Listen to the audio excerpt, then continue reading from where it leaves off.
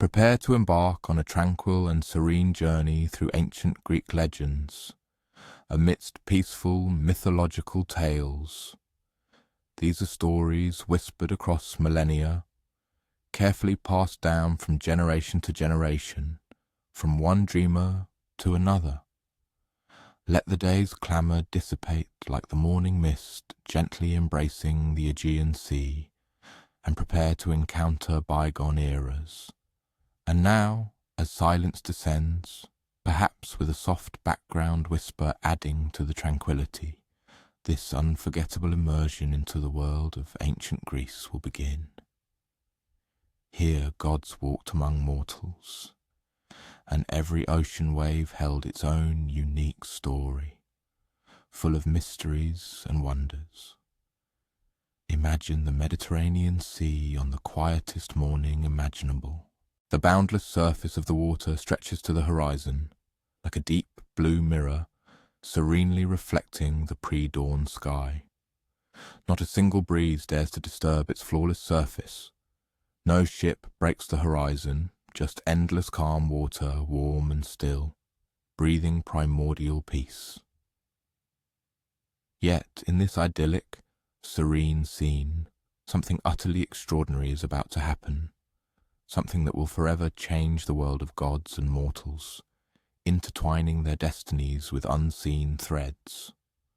The birth of Aphrodite, as will soon become clear, was unlike other divine appearances. There were no thunderous proclamations from majestic Mount Olympus, no dramatic pronouncements echoing across the heavens.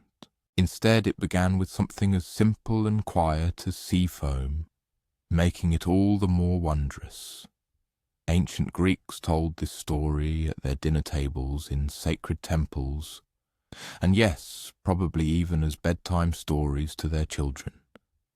They believed that in primordial times, when the cosmos was just taking shape and the gods were beginning to assume their roles and spheres of influence, the mighty Titan Cronus committed an act that ultimately led to the emergence of the most beautiful goddess ever known. Cronus, as ancient tales recount, had serious family problems. Very serious ones. His father, Uranus, the embodiment of sky itself, immense and all-encompassing, constantly created difficulties for everyone. Over time he grew tyrannical and unbearable, oppressing his children. So Cronus, weary of his father's tyranny, decided to act. With a massive curved blade gleaming in his hands, he moved against his parent. What happened next might seem dramatic and even cruel by our standards, but one must remember that this was a time when gods settled their disputes in ways that now appear quite strange and primal to us. Cronus succeeded in gravely wounding his father, and a portion of Uranus's divine essence, full of cosmic energy, fell into the sea. And this is where our serene scene, full of the anticipation of wonder, begins. Imagine this warm, still water suddenly beginning to shimmer mysteriously, not from sunlight, but from something deeper, more magical, emanating from the very essence of existence. The divine essence of the sky god mingled with the ancient primal waters, and slowly, gently foam began to form on the surface. This was no ordinary sea foam, such as one might see on any beach. This foam softly glowed with an inner light, swirling into mesmerizing perfect spirals, growing thicker and brighter with each passing moment. It gathered together, as if guided by unseen yet powerful hands, forming a small island of white pearlescent bubbles floating upon the utterly calm sea. For several hours this magical island of foam drifted across the boundless expanse of the Mediterranean Sea. Fish swam curiously beneath it, their scales catching the strange, ethereal light that the foam radiated into the depths. Seabirds circled above it, instinctively sensing the approach of a miracle, though they could not fully grasp what was happening. The foamy island drifted past small Greek islands, where fishermen mended their nets in the pre-dawn light. Some of them looked up and saw this glowing patch on the water, but it was so beautiful, so serene that they simply watched in reverent silence, unwilling to disturb this divine event, sensing its great significance. As the day grew warmer, the foam began to transform. It slowly and gently started to take shape, as if an invisible sculptor with divine meticulousness was working on a masterpiece made from the most delicate materials. At first it was just a subtle hint of graceful contours within the white bubbles. Then, gradually, a distinct silhouette of a figure emerged, and then in what ancient Greeks considered the most beautiful moment in all of history, the foam parted like a curtain, revealing a perfect creation, and Aphrodite stepped onto the surface of the sea. She was already a grown woman, with long hair that gleamed in the sunlight like liquid golden threads, and skin that seemed to radiate a soft inner glow. Her eyes were the colour of the deepest bottomless ocean, holding ancient mysteries within them, and when she smiled it seemed the entire world suddenly became a much more beautiful and soulful place. But here's what made this moment even more special, almost unbelievable. Aphrodite was not hurried or bewildered, like a newborn child experiencing the world for the first time.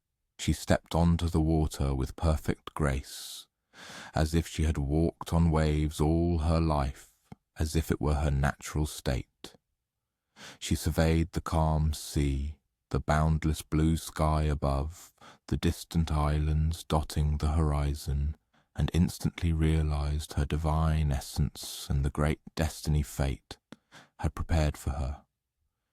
The sea itself seemed to acknowledge her importance and power.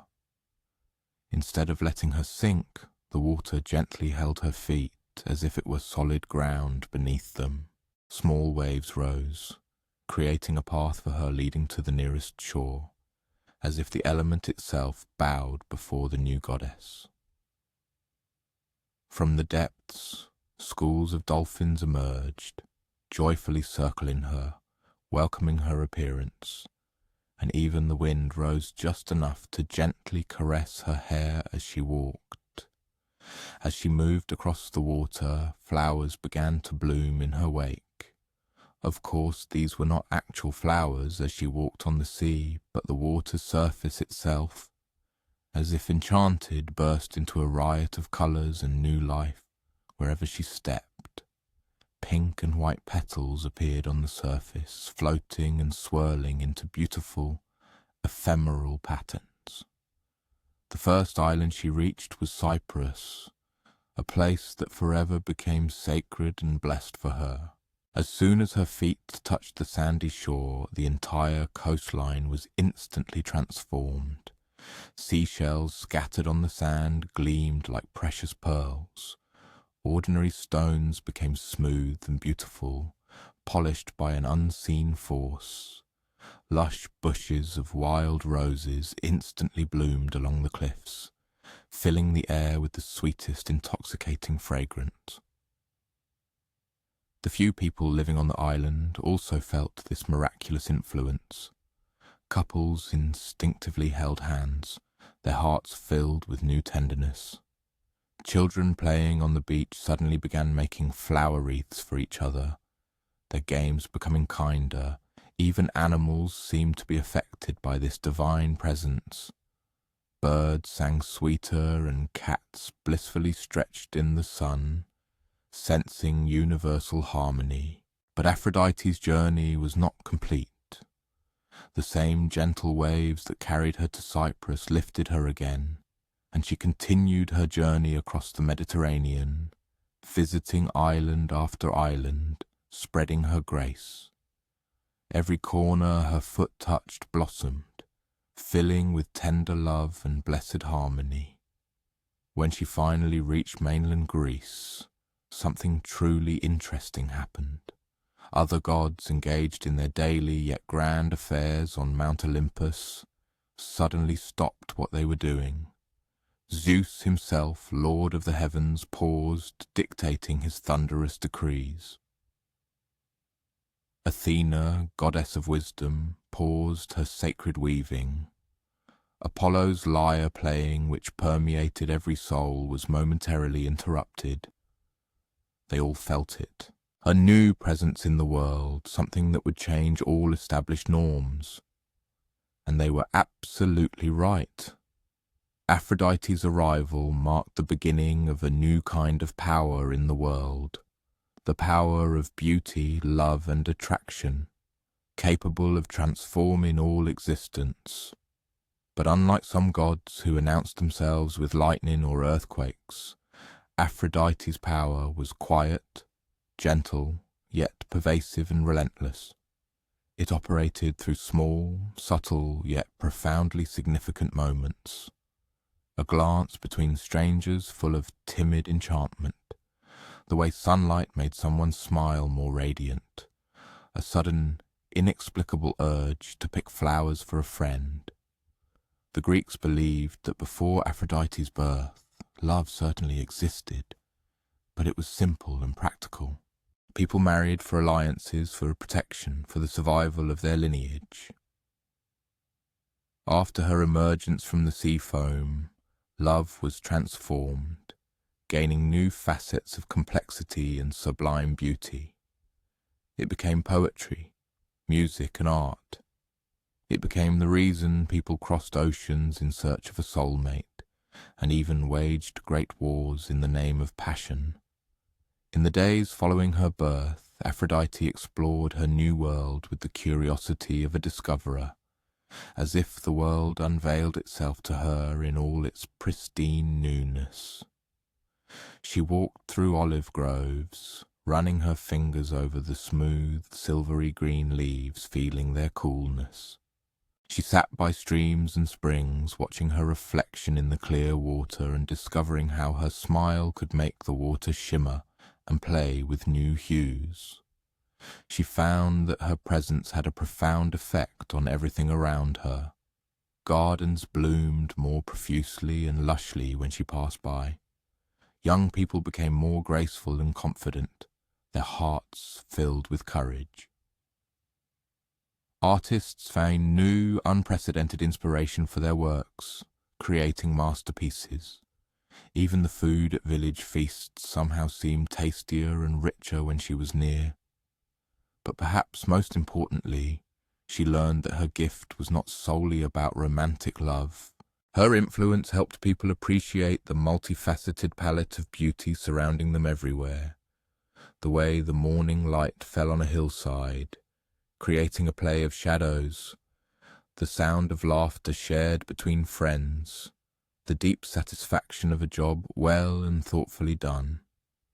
The other gods eventually invited her to Olympus, recognizing that she had become one of them, equal and powerful. But even there, in that majestic realm of divine power and cosmic responsibility, Aphrodite remained inextricably linked to the sea that had given her birth. She often returned to the water's edge, especially in the early morning hours, to walk upon the foam and recall that first perfect moment when she stepped into being, becoming the embodiment of love and beauty. And the Greeks believed that if anyone was very lucky, very quiet, and very patient, they might catch a fleeting glimpse of her during these morning strolls. They said that sometimes, just as the sun rose and the sea was utterly calm, an ethereal figure could be seen gracefully gliding across the water's surface, leaving a trail of delicate flowers and shimmering light in her wake. Aphrodite's birth was not merely the creation of another powerful god in the pantheon. It was about introducing something entirely new, something fundamental, into the world. It was the assertion of the idea that beauty and love could be forces of change, as potent and transformative as the roll of thunder, the destructiveness of war, or the deepest wisdom. Before Aphrodite's advent, the divine pantheon primarily relied on brute force, cunning trickery, or overwhelming fear in its rule. It was she who demonstrated that gentleness and allure also possessed the power to topple mountains, albeit doing so much more slowly and subtly. A single smile could achieve what a sharp sword could not. A fleeting moment of true beauty was capable of altering the entire trajectory of a human life. Thus, when we envision Aphrodite taking her first steps from the sea foam onto solid ground, we witness the birth of a phenomenon that continues to shape our existence to this day. It was the realization that love and beauty are not merely pleasant additions to existence, but fundamental, essential forces that shape our perception of ourselves and each other. However, Aphrodite's story was only just beginning, and the world of the Greek gods was about to plunge into far greater complexity. Speaking of complexity, it's worth considering how a single tree could determine the fate of an entire metropolis. Imagine the scene. You stand on a rocky hill in ancient Greece, your gaze sweeping over the rolling landscape stretching to the distant shimmering sea. The air around you is warm and dry, fragrant with wild herbs and the anticipation of adventure. Below, a small settlement bustles with life. Its inhabitants go about their daily routines, completely unaware that their humble community is soon destined to become one of the most celebrated cities in the annals of human history. This is the tale of how Athens got its name, and it all began with a grand contest between two powerful gods, each vying for the same thing: to become the patron of this promising, yet unnamed town. The settlement at that time had no official name.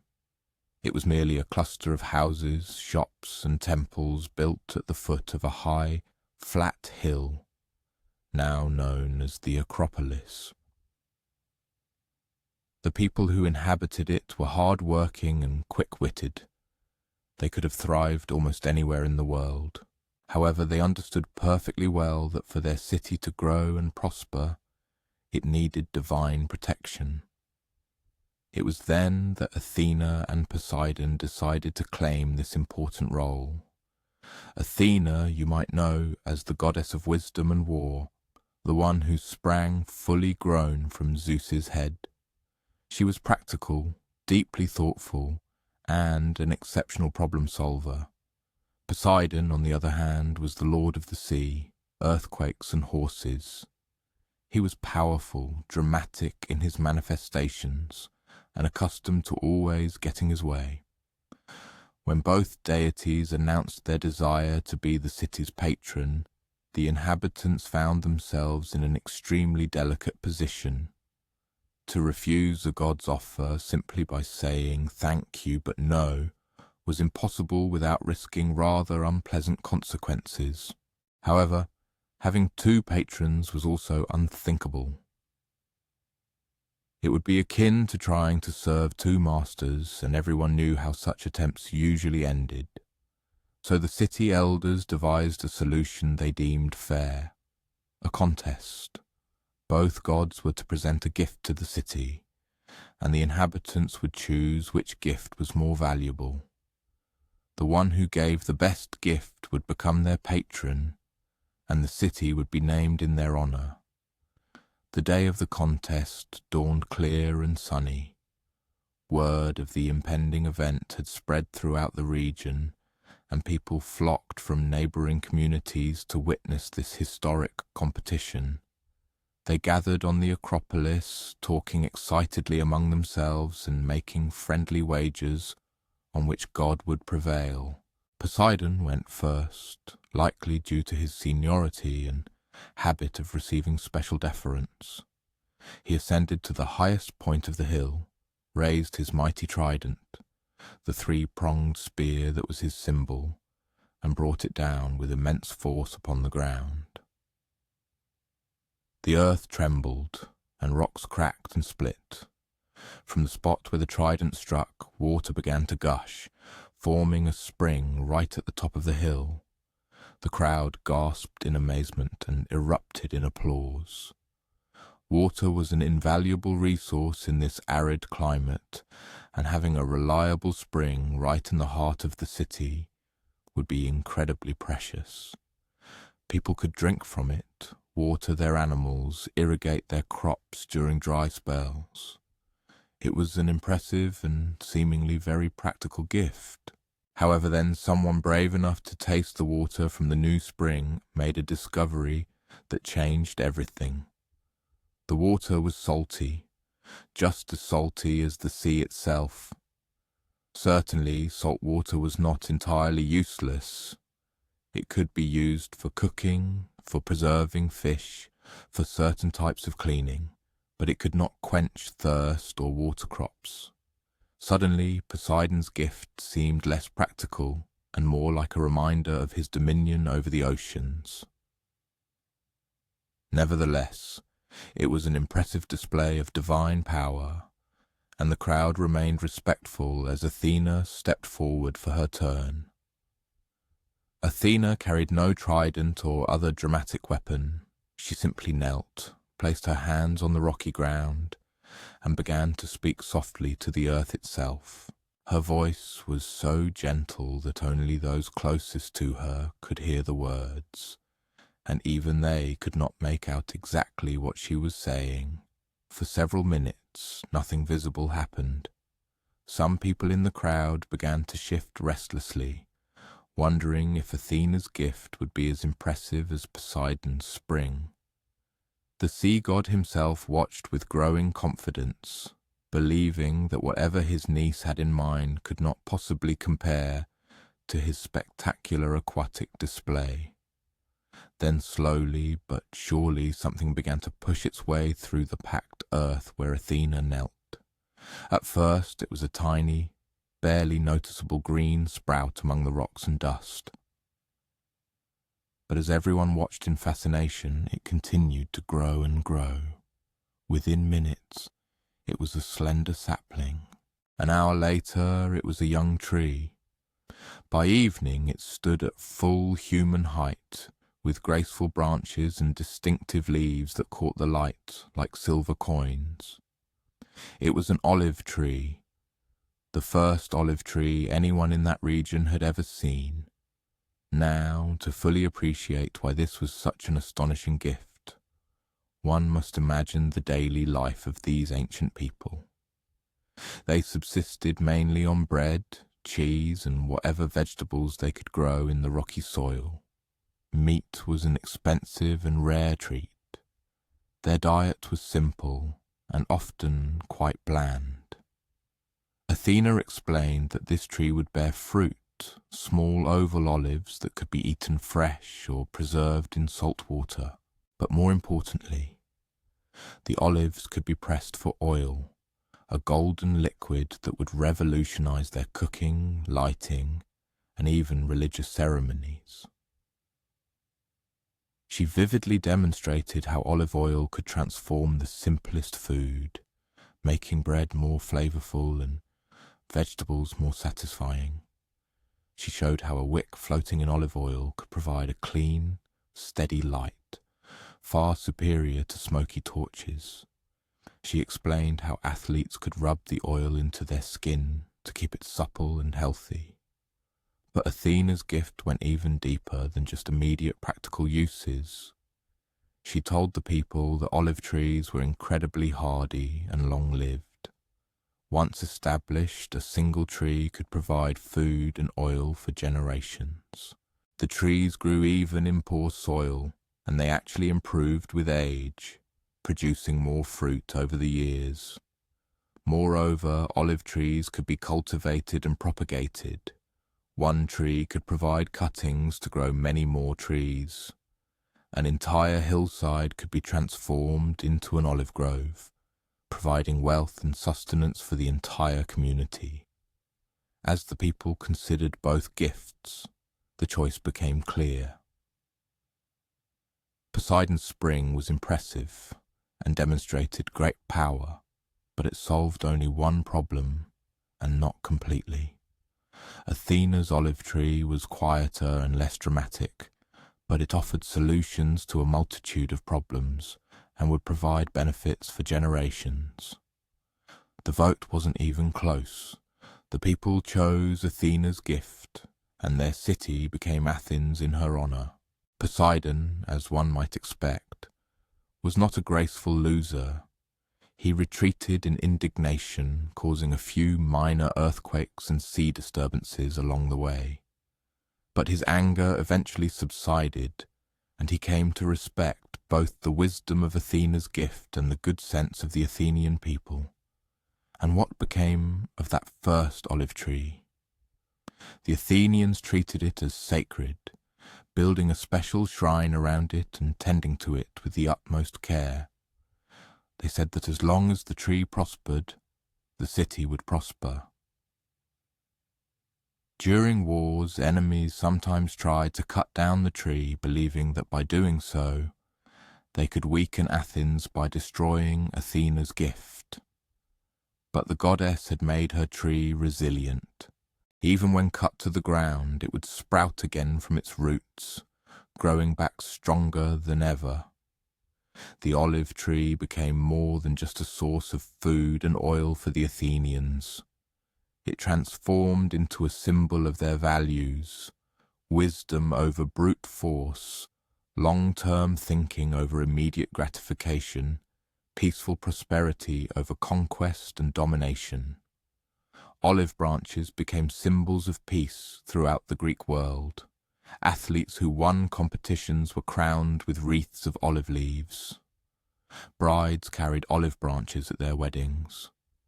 Diplomats carried olive branches when arriving to negotiate treaties. And the olive oil industry did exactly what Athena promised. It made Athens rich and prosperous. Athenian olive oil became renowned throughout the Mediterranean for its exceptional quality and taste.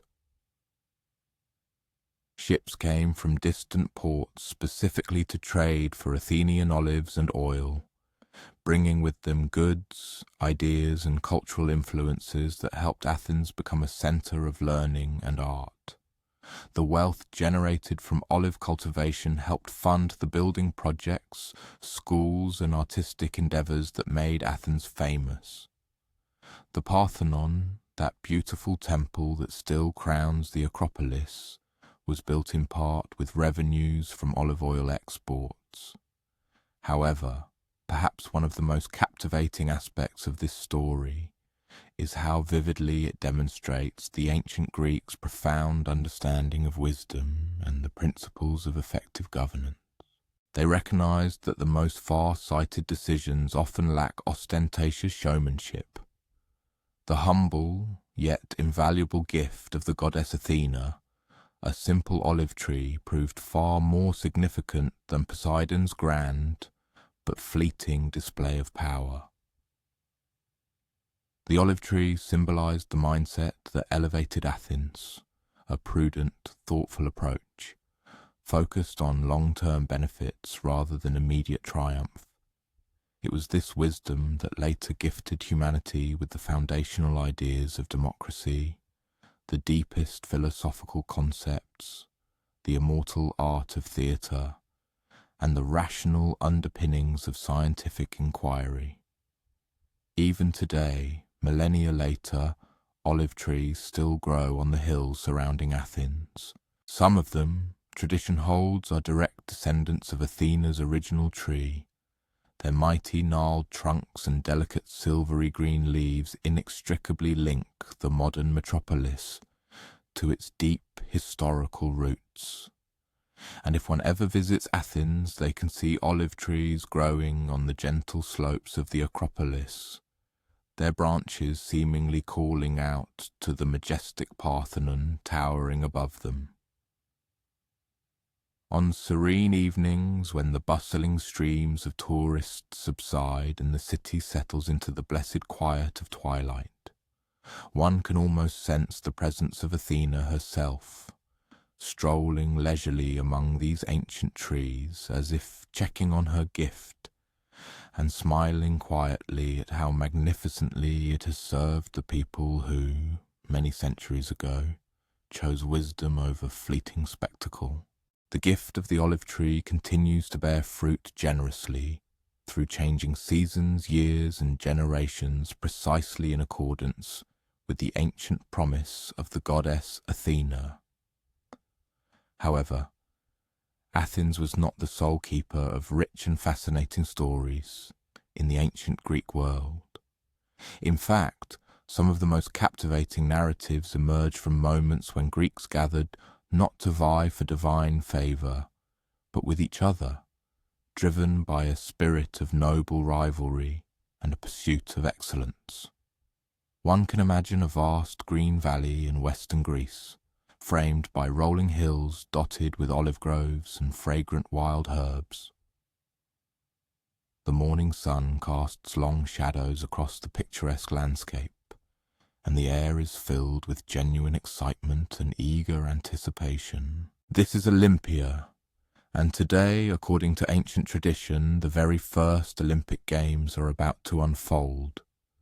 The year is 776 BCE. Although the people gathered here would not have perceived time in such precise chronological terms. For them, it was simply a special summer, marked by something entirely new and astonishing. Athletes from city-states across Greece had arrived, some travelling for weeks, to participate in a competition unparalleled in human history. But how did it all begin?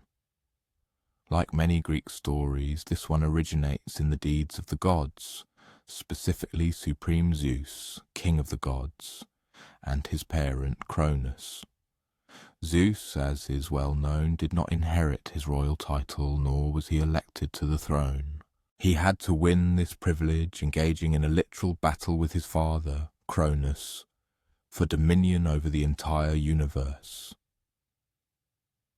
It was an epic confrontation that shook the very foundations of heaven and earth, and when Zeus finally emerged victorious, he decided to immortalize his triumph by instituting grand games in Olympia, a place most sacred to him.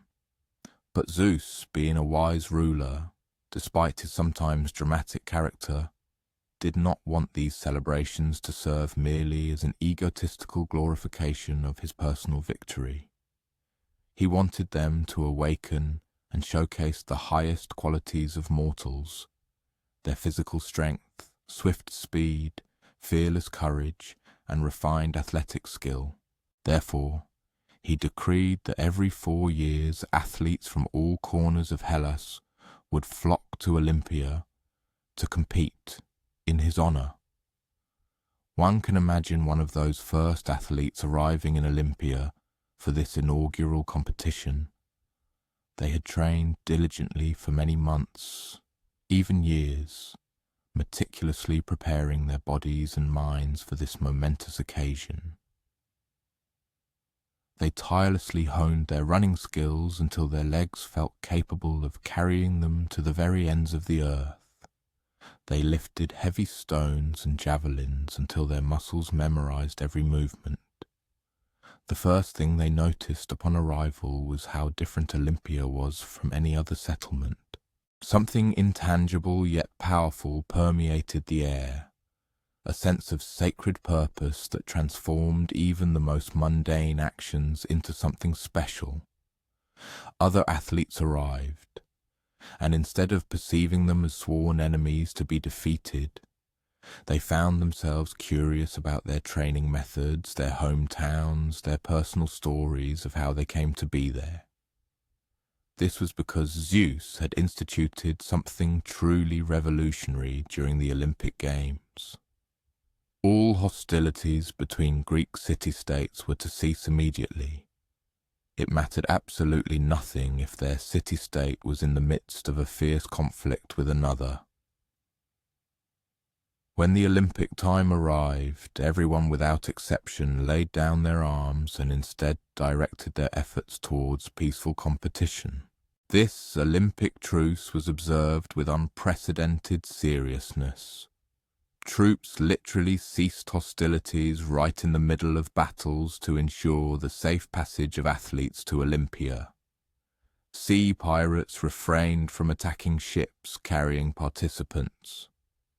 Even the most bitter political disagreements were put aside for the duration of the Games. As they settled into the area designated for athletes, they began to understand the rules and traditions that would govern these first Games. Every rule was carefully designed to ensure absolute fairness and deep reverence for the gods. All participants had to be free Greek men, excluding slaves, foreigners, or those convicted of serious crime. Each had to swear a sacred oath to Zeus, pledging to compete fairly and affirming that they had trained for at least 10 months. On the night before the competitions began, they joined other athletes in a solemn ceremony, illuminated by flickering torches. All walked to the majestic altar of Zeus, where priests performed a ritual sacrifice of a magnificent boar in honor of the king of the gods. Each athlete placed a hand on the altar and recited the solemn Olympic oath: "I will compete with honor, I will not cheat, and I will respect my opponents." When morning came, the Games began with the simplest yet most fundamental of all competitions, the stadium race. This was a sprint approximately 200 meters long, roughly the length of the stadium. This race was so important that the winner would be honored by having the entire Olympic festival named after him. Thus, these first Games would forever be known as the Olympic Games, named after their victor. 20 men lined up at the starting line, clearly marked by grooves carved into a massive stone slab. There were no starting blocks, no specialized running shoes, just the bare feet of the athletes on the packed earth and sand. The starter did not use a pistol or a whistle. Instead, he dropped a bronze disc, and its ringing metallic sound signaled the start of the race. The runners burst from their positions, their feet rhythmically pounding the track. The numerous spectators, seated on the grassy slopes that served as natural grandstands, enthusiastically cheered the athletes.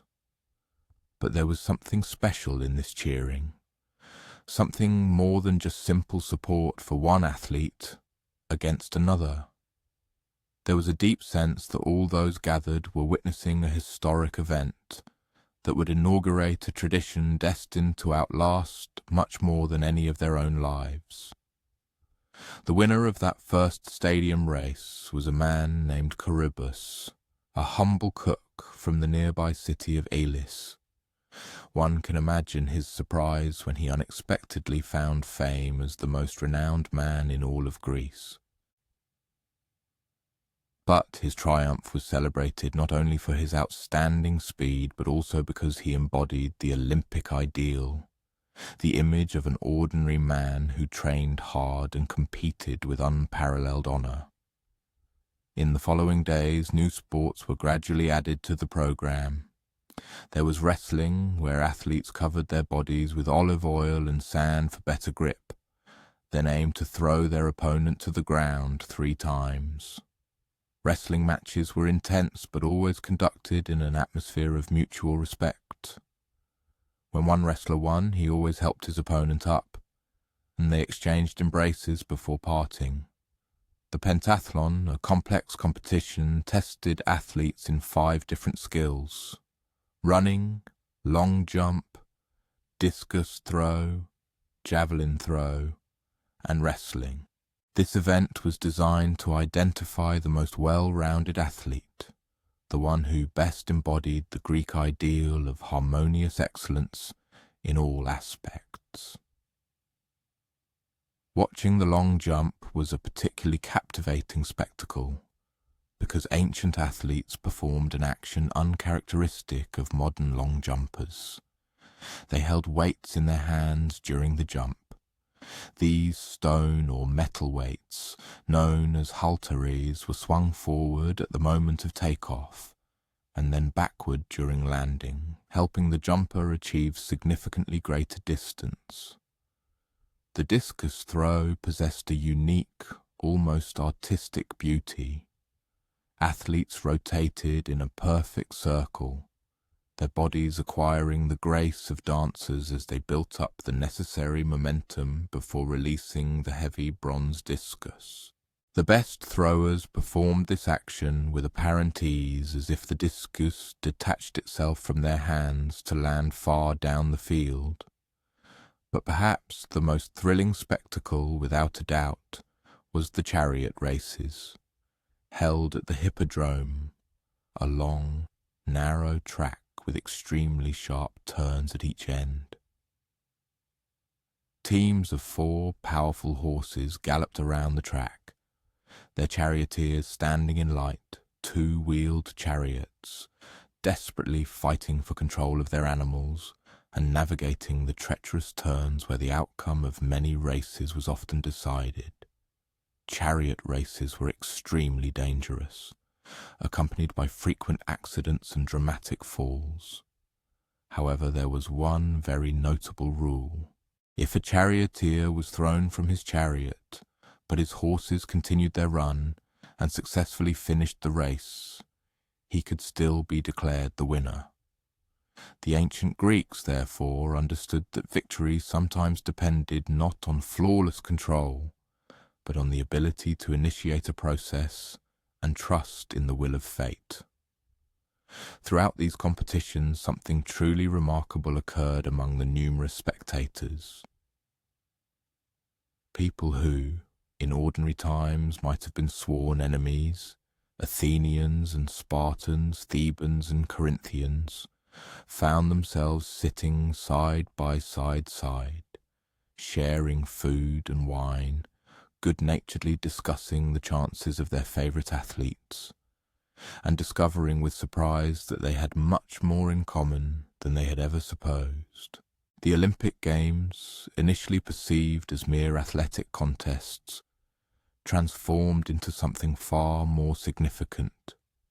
They became a grand celebration embodying the very essence of Greek identity, a vibrant manifestation of shared values, and a rich culture capable of transcending the political differences that traditionally divided city-states. In between the athletic battles, other important events unfolded, which later became integral Olympic traditions. Poets, inspired by the competitive atmosphere, recited their fresh works, exalting the valor of athletes and the might of the gods. Artists offered the public elegant bronze statuette depicting swift runners and mighty wrestlers, while food vendors treated tired but invigorated spectators to fragrant roasted meats, freshly baked bread, and tart wine. However, the key moment, the culmination of the entire spectacle, remained the solemn victory ceremony. Unlike modern games where victors are awarded gold medals, a much later invention, ancient winners received wreaths woven from branches of the sacred olive tree that grew in Zeus's sanctuary, located in the heart of Olympia. These olive wreaths, known as kotinos, possessed enduring value. They symbolized not just victory, but also divine patronage and the promise of eternal glory. The award ceremony itself was a deeply emotional and solemn spectacle. The victor, standing on a humble platform, waited as a herald publicly announced his name, his father's name, and the name of his hometown to the large assembled audience. Then the coveted olive wreath was carefully placed upon his head, and at that moment all present, from fellow athletes and enthusiastic spectators to high-ranking officials, united in a single chorus, performing a hymn dedicated to the supreme god Zeus, However, the true long-term rewards of Olympic victory only began to manifest after the games concluded, when the heroes returned to their homelands. Olympic champions instantly became true celebrities in their city-states. They were granted free meals for life, allocated honorary seats in theatres and at festivals, and sometimes even magnificent statues were erected in their honour. Poets actively competed in composing odes of praise, celebrating their outstanding achievements. Moreover, there was a persistent belief that Olympic victors were granted special favour by the gods. The populace believed that such heroes would possess greater luck in their endeavours, their families would be healthier, and their lives longer. Individual city-states even claimed that the presence of Olympic champions among their citizens served as a kind of protective charm, capable of shielding them from destructive natural disasters and bitter military defeats. As these first Olympic Games gradually concluded, both the athletes themselves and the numerous spectators began to realize that they had become part of an event that would outlive them all. They laid the foundation for a tradition destined to unite all Greeks every 4 years, constantly reminding them of their shared cultural heritage and fundamental values, even during periods when political disagreements sought to divide them. On the final day of the competitions, the Olympic flame, which had burned unceasingly throughout the Games, was ceremoniously extinguished. However, the spirit of Olympia, its undying energy, did not fade with the flame. Athletes returned to their native city-states, carrying with them not only memories, but also stories of new, strong friendships, of significantly increased skill, and of the incredible feeling that came from competing at the highest possible level. And, notably, they immediately began preparing for the next Olympic Games, which were to take place 4 years later. For now, they knew for certain what amazing achievements become possible when Greeks unite not to fight each other, but to honour and celebrate the greatest human accomplishments. Over the centuries, the Olympic Games steadily evolved and transformed. New events would be included in their programme. Sports facilities would become grander and more complex, and the intensity of competition would reach even greater heights. However, the fundamental principles established at these very first Games, the pursuit of excellence, impeccable fair play, peaceful rivalry, and deep respect for both the gods and one's opponents, would remain unshakable. Even today, watching the modern Olympic Games, we witness a living continuation of traditions that originated in that serene valley of ancient Greece, where a group of athletes decided to honour the gods by demonstrating to the world the heights humanity can reach when entirely dedicated to becoming the best version of itself. The Olympic Games vividly demonstrated the heights Greeks could reach when united in an atmosphere of peace and camaraderie. However, a question arose. What happened when that same competitive spirit was directed towards a more severe endeavour, preparing for war? One needs only imagine entering the most famous military dining hall of the ancient world. The sun slowly sets behind the mountains of southern Greece, casting long, shifting shadows on the unpretentious stone building where Spartan warriors gathered each evening for their communal meal. Inside, a low murmur of conversation can be heard, interrupted by the characteristic scraping of wooden spoons against clay bowls. But there is something else here. Something fundamentally different from an ordinary dinner. This is not merely a meal, it is a daily, strictly regulated ritual designed to sustain one of the most disciplined societies in human history.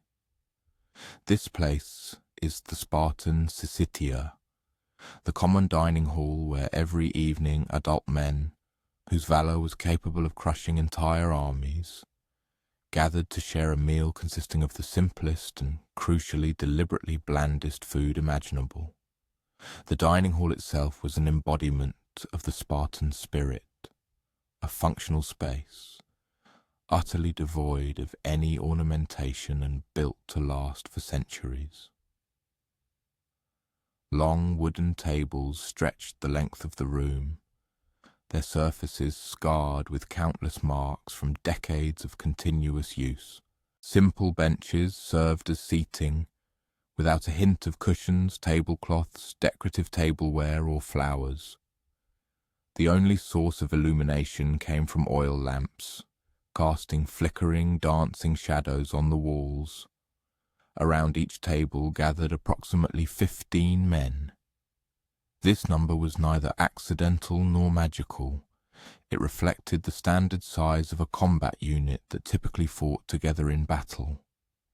These men were not merely table companions, they were brothers in arms who would have to rely entirely on each other in the heat of battle.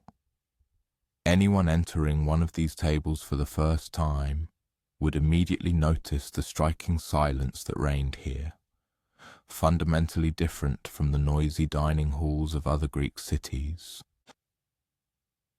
In Athens or Corinth, such a meal would be filled with loud conversations, laughter, boisterous political debates, and profound philosophical discussions. Here, however, men spoke in hushed tones, and when someone did speak, the others listened intently before responding.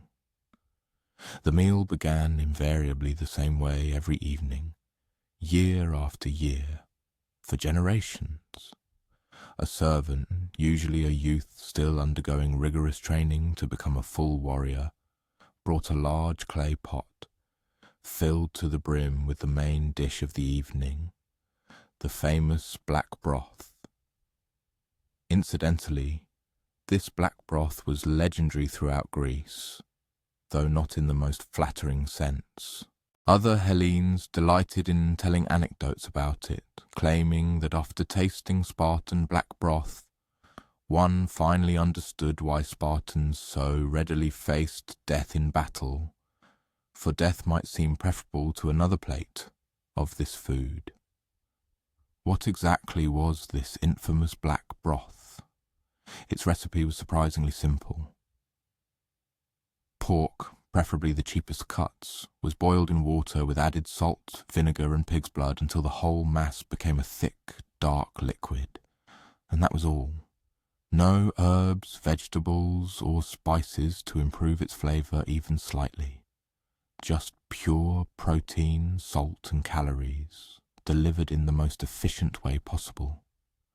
The broth was served in simple clay bowls that had been used for decades. Each man received exactly the same portion. There were no larger servings for high-ranking officers, nor smaller ones for young soldiers. Everyone ate the same thing in absolutely the same quantity. Along with the black broth, a piece of dark bread was served, baked from barley flour and prepared without honey, nuts, or any other ingredients that might improve its taste.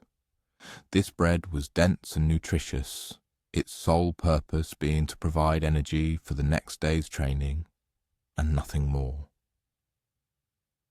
Occasionally a small piece of cheese, a few olives, or rarely some fish might be added to the meal, but these were considered true luxuries. Black broth and barley bread formed the unshakable foundation of every meal, day after day. When a person raised the first spoonful of this black broth, they began to realize the true reason why this food was so profoundly important to Spartan society. The essence lay not in the food itself, but in what that food symbolized. Firstly, it concerned the aspect of equality. When absolutely everyone ate the same food, it fundamentally reinforced the idea that no Spartan was more important than another. The wealthiest citizen, who might own vast estates and hundreds of slaves, sat side by side with a person of modest means, and both consumed identical portions of the same unpretentious broth. This equality extended far beyond just food. Men were obliged to contribute equally to the cost of these communal meals, paying a monthly fee that covered the cost of ingredients and preparation. If someone could not afford their share, other members of their dining group would certainly come to their aid, as no one could be excluded from these vital gatherings. Secondly, it embodied the aspect of discipline. The daily consumption of the same simple food without any complaints or requests for variety trained the mind to accept hardship without losing focus. If a person could be content with humble black broth, while having the means to afford much more exquisite food, it meant they were likely prepared to endure the privations and dangers of military campaigns. But perhaps most significant was the aspect of cohesion. Sharing this seemingly deliberately unappetizing food fostered a unique form of brotherhood. Everyone present at the table made the same small sacrifice, accepted the same minor inconvenience, participated in the same ritual of self-denial, and this certainly was not merely a meal, but a true ritual. The black broth was served in a strictly defined sequence, starting with the oldest man at each table. Before anyone began to eat, there was a moment of silence, dedicated to honoring the gods and remembering fallen comrades. Only after this short but significant ceremony did the meal itself begin. Conversations during the meal also followed their established rules. Men might discuss the nuances of daily training, exchange valuable advice on weapon maintenance or improving combat techniques. They might also talk about news from other regions of Greece, analyzing potential threats or emerging opportunities. At times, they shared captivating stories of famous battles or the exploits of legendary Spartan heroes. There were no profound philosophical debates which Athenians so loved, nor elegant artistic discussions so valued in other city-states. Conversation at a Spartan dinner was strictly practical, focused on matters directly related to their main mission, to be unsurpassed fighters. One feature that struck outside observers was the abundance of restrained wit that permeated these conversations. Spartans were not grim and humorless individuals, despite their generally acknowledged seriousness. They simply preferred biting and concise wit. A man might subtly joke about a training mishap or make a pointed observation about Athenian politics, but always in the characteristic Spartan manner, brief but insightful, and never diverting attention from more important matters. This style of humour became known as laconic speech, named after Laconia, the region where Sparta was located. Laconic means using the fewest possible words to express one's meaning, and the Spartans turned this into a true art form. The most classic example of laconic speech is associated with King Philip of Macedon, who sent word to Sparta saying, "If I invade Laconia, I will drive you out." The entire Spartan reply consisted of a single word, if. Philip chose not to invade. As the meal progressed, an observer would notice the careful attention each person gave when someone spoke. In other cities, dinner conversations often involved several people speaking at once, interrupting each other and vying to be heard. Here, when someone had something to say, others focused their full attention on them, and when they finished, there might be a pause of deep reflection before anyone responded. This was not because Spartans were inherently taciturn. It was because they were taught from childhood to meticulously weigh every word before speaking, and to listen with due respect when others spoke. These were critically important skills for soldiers who needed to communicate clearly and execute commands flawlessly in the chaos of battle. The meal itself took a relatively short amount of time, perhaps 30 or 40 minutes from first to last. However, it did not serve the purpose of idle leisure. Like dinners in other cities, it was a functional meal, a time for purposeful interaction between men who would soon have to rely on each other for matters of life and death.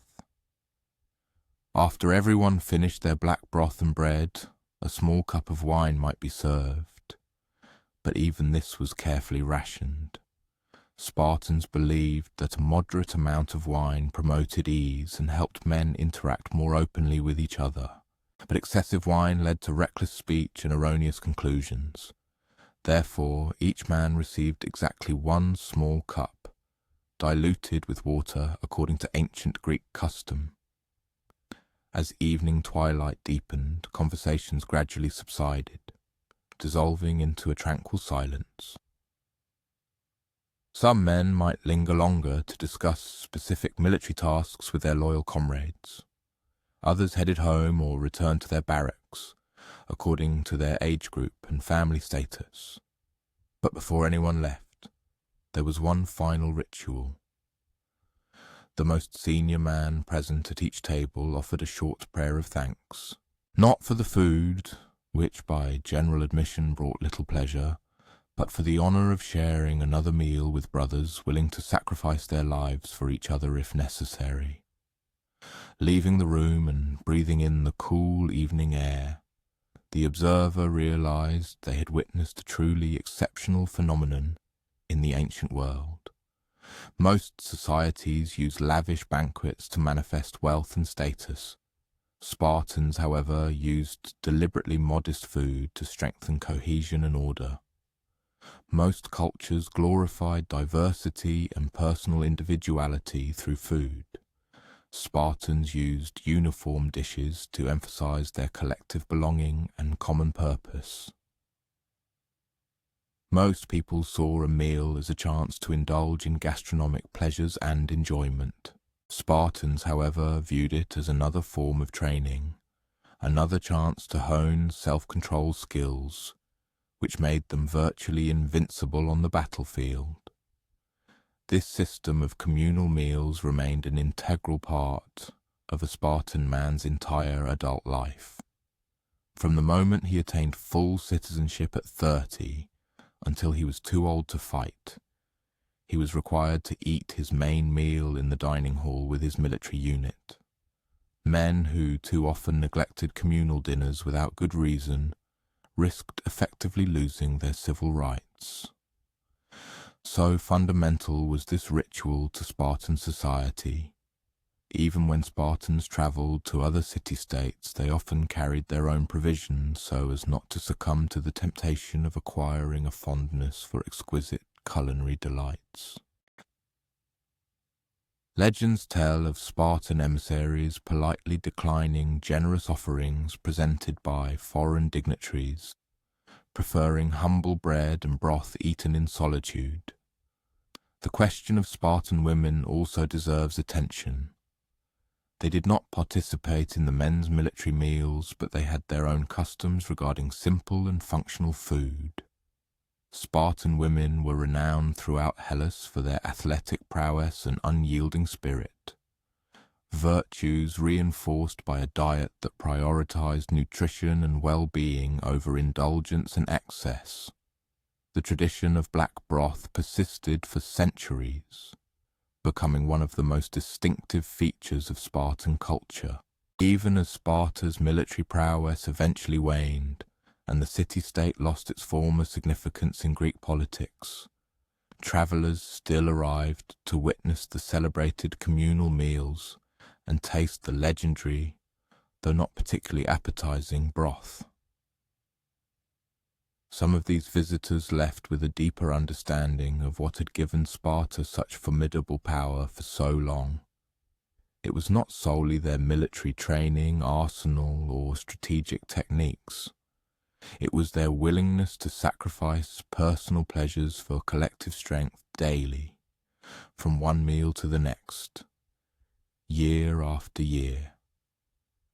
The black broth became an emblem of something more significant. It symbolized the ideas that true power is rooted in self-discipline, that true cohesion is built on shared hardship, and that the strongest bonds are formed not in abundance and serenity, but through jointly overcoming small adversities. The Spartans built their power on a foundation of land-based discipline, but other Greek cities found strength in conquering the seas, and no other naval achievement was as profoundly impressive as ships that seemed never to rest. Imagine the harbour of Piraeus, just as the first hint of dawn touches the water's surface. The Mediterranean Sea stretches boundlessly to the horizon, its surface disturbed only by gentle waves that catch and refract the rays of the rising sun.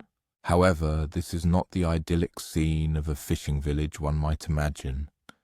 This harbour bustles with life even at such an early hour, for Athens had built the most formidable naval armada the world had ever seen, and this fleet required unceasing and meticulous control. At the epicenter of all this maritime activity was one of the most remarkable vessels ever created, the trireme. Long, swift, and built for maximum speed rather than cargo, these ships represented the vanguard of ancient shipbuilding. Moreover, they embodied a fundamentally different understanding of naval power and what it meant to dominate the seas. The name, trireme, derives from the three-tiered arrangement of oars, which gave these ships phenomenal speed and exceptional maneuverability. One can imagine a ship about 36 meters long, but only 5 meters wide, roughly the dimensions of a racing scull, yet spacious enough to transport 170 crew members. It was this unconventional configuration that gave the trireme such high combat effectiveness and made it so challenging to manage. One is invited to step aboard one of these ships and observe the daily life of the men who ensured Athens' maritime power. Upon boarding a trireme early in the morning, the first thing an observer notices is how cramped the space seems, despite the ship's impressive dimensions. There is virtually no non-functional space. Every inch was designed with a specific purpose, and every surface bore the marks of continuous use. The 170 rowers who propel this vessel were already in their assigned positions, though the sun had barely appeared above the horizon. These were not prisoners chained to their places, contrary to popular Hollywood stereotypes. These were free citizens of Athens, many of whom took genuine pride in their rowing skill and their participation in the defence of the city-state. The rowers were arranged on 3 tiers. The Thranites occupied the top tier, the Zygites the middle, and the Thalamites the bottom, in the bilge. Each level had its unique rhythm and inherent difficulties. The top-tier rowers had the longest oars and the most laborious stroke. The men on the bottom tier worked in cramped conditions, but with shorter, more manageable oars. It is truly astonishing how these 170 men synchronized their actions to propel the ship across the water. There was no steam or diesel engine, just pure human muscular energy, applied with astonishing precision and synchronicity. When all rowed in perfect unison, a trireme could achieve speeds of up to 9 knots, swiftly enough to ram and sink enemy ships, or to escape threatening situations. The coordination required to operate an ancient Greek trireme is truly astounding. The keleustes, or chief helmsman who acts as the caller, sets the rhythm for the rowers. He uses his powerful voice and sometimes a wooden mallet to beat out the cadence on the ship's hull. His piercing cry, for example, pull, pull, pull, echoes throughout the ship, demanding that 170 oars simultaneously strike the water. The slightest desynchronization could lead to chaos, capable of disabling the ship. However, a legitimate question arises: why does this powerful ship almost never cease its movement? The answer lies in Athens' strategically vital position. The entire power and prosperity of this great city-state depended entirely on continuous control of the sea lanes. It was along these arteries that much-needed grain was delivered from fertile Egypt, valuable timber from wooded Thrace, and all manner of luxuries from across the vast Mediterranean. To allow enemies to cut these vital supply lines would mean condemning Athens to starvation. Therefore, Athenian triremes tirelessly served, patrolling the seas constantly, without interruption, day and night, regardless of any whims of the weather. A single trireme could remain at sea for many weeks, its crews working in shifts to ensure continuous movement of the ship 24 hours a day. During daylight hours, when the sun illuminated the water, the entire rowing complement worked at maximum efficiency, allowing the ship to cover significant distances. This not only displayed the Athenian flag to merchant ships and potential enemies, but also asserted Athens' presence on the seas. As darkness fell and the stars ignited in the sky, a smaller portion of the crew maintained a steady, yet tireless rowing pace, ensuring that the ship never ceased its progress for a moment. Such constant, non-stop movement served several key purposes. Firstly, it allowed a single trireme to cover a much larger patrol area than would be possible if it had to anchor every night. Secondly, it maintained the crew's physical fitness at the highest level.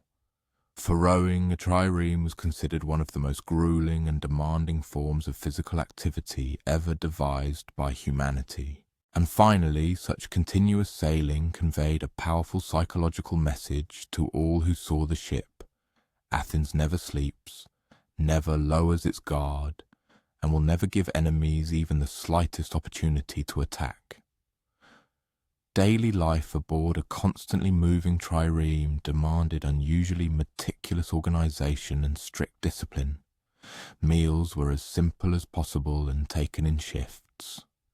The diet consisted of staples such as bread, cheese, dried fish, and diluted wine, which fortunately tolerated the hot Mediterranean climate well and did not spoil. There was no modern-style galley on board. Instead, there was only a small designated area where food could be prepared without creating a fire hazard on the wooden vessel.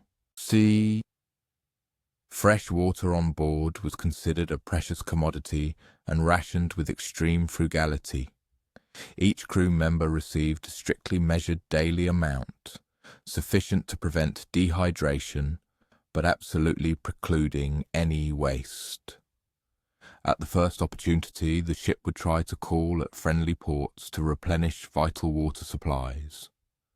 However, during wartime or in hostile waters, conserving every drop of fresh water became a matter of survival. Rest and sleep conditions aboard a trireme were no less harsh and demanding.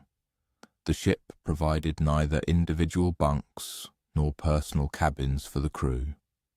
Resting rowers settled wherever they could find any free space, usually curled up right next to their oars, or in the cramped gaps between various equipment stores. As the ship continuously rocked with the ocean waves, Everyone had to learn to sleep in a state of constant, albeit gentle motion. However, perhaps the most impressive aspect of a trireme operation is the strict daily maintenance regimen that kept these complex engineering marvels in perfect working order.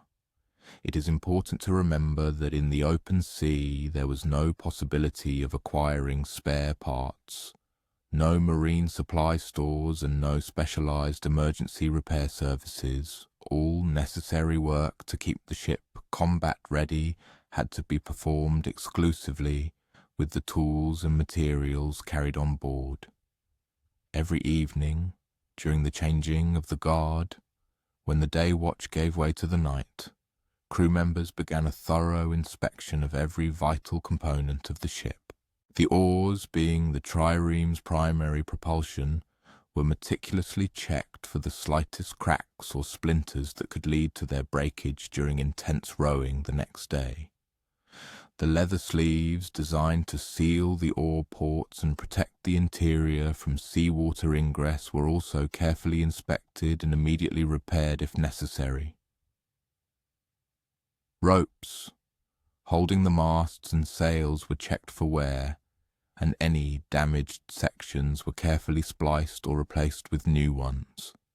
Special attention was paid to the ship's bronze ram, that massive pointed metal beak located at the bow and designed to breach enemy vessels. It had to be thoroughly cleaned of barnacles and seaweed, which could significantly reduce its effectiveness in battle. Moreover, the ram was the ship's most vulnerable point in bad weather, absorbing the full force of wave impacts and potential collisions with floating debris. Navigation in itself presented a separate set of complex challenges for a ship that never ceased its movement. In those distant times there were no GPS systems as we know them, no electronic charts, and certainly no radio beacons to guide ancient mariners. Instead of all these modern technologies, navigators relied entirely on their deep knowledge of astronomy, thorough familiarity with coastlines, understanding of prevailing wind patterns, and ability to interpret the state of the water surface to accurately determine their position and course. In daylight hours, as long as the shore remained in sight, navigation was considered relatively simple. Experienced helmsmen and pilots knew every headland, every distinctive mountain peak, every harbour entrance on their patrol routes. They could estimate speed with astonishing accuracy by observing how quickly familiar landmarks passed by. However, night navigation placed entirely different demands on the skill of the sailors. The navigator had to be perfectly versed in constellations and able to infallibly identify individual stars. He had to accurately understand how their positions changed throughout the night and during different seasons, and use this invaluable celestial information to maintain a true course, even when land was completely out of sight. Weather conditions added another, sometimes decisive layer of complexity to trireme operations. These ships were designed and built for maximum speed and exceptional maneuverability, not to stoutly withstand furious storms. Therefore, when serious bad weather approached, the captain faced an agonizing dilemma, whether to seek refuge in the nearest harbour, potentially interrupting the patrol mission, or to continue sailing, thereby risking serious damage to the ship and endangering the lives of the entire crew. Over time, experienced trireme crews developed an almost uncanny ability to infallibly read the signs of approaching weather. They noticed the slightest changes in wind direction, carefully observed the colour and behaviour of clouds, noted how waves reflected light, and even paid attention to the behaviour of seabirds. All these minute details served as invaluable clues about what weather was approaching and how severe it might be. However, storms were far from the only danger lurking for ships that never ceased their movement. Pirates were active throughout the Mediterranean, and although they generally tried to avoid attacking well-armed and vigilant triremes, a ship weakened by equipment failure or widespread crew illness could well become an enticing target for them. Most often, Athenian triremes encountered merchant ships in distress at sea. These could be ships damaged by sudden storms, attacked by pirates, or simply off course and desperately short of supplies. The trireme's mission obligated it to assist such vessels when possible, guided by both humanitarian considerations and the need to maintain good relations with merchants whose active trade ensured Athens' prosperity. However, conducting such rescue operations was fraught with considerable difficulties for a ship originally designed solely for military purposes. Triremes carried a very limited amount of additional supplies and had no spare space to accommodate extra passengers. Assisting a merchant ship might mean having to share precious fresh water, provide an escort to the nearest safe harbour, or even send several crew members to the damaged ship to assist with repairs. Communication between ships in the open sea during daylight hours was entirely based on visual signals. Trireme crews used flags, banners, and standardized hand gestures to exchange basic information with other vessels. This allowed them to transmit information about identification, destination, need for assistance, and warnings about the appearance of pirates or approaching storms. As night fell, communication became significantly more complex and limited. Oil lamps could be used to transmit simple signals, but only over short distances and exclusively in calm, windless weather.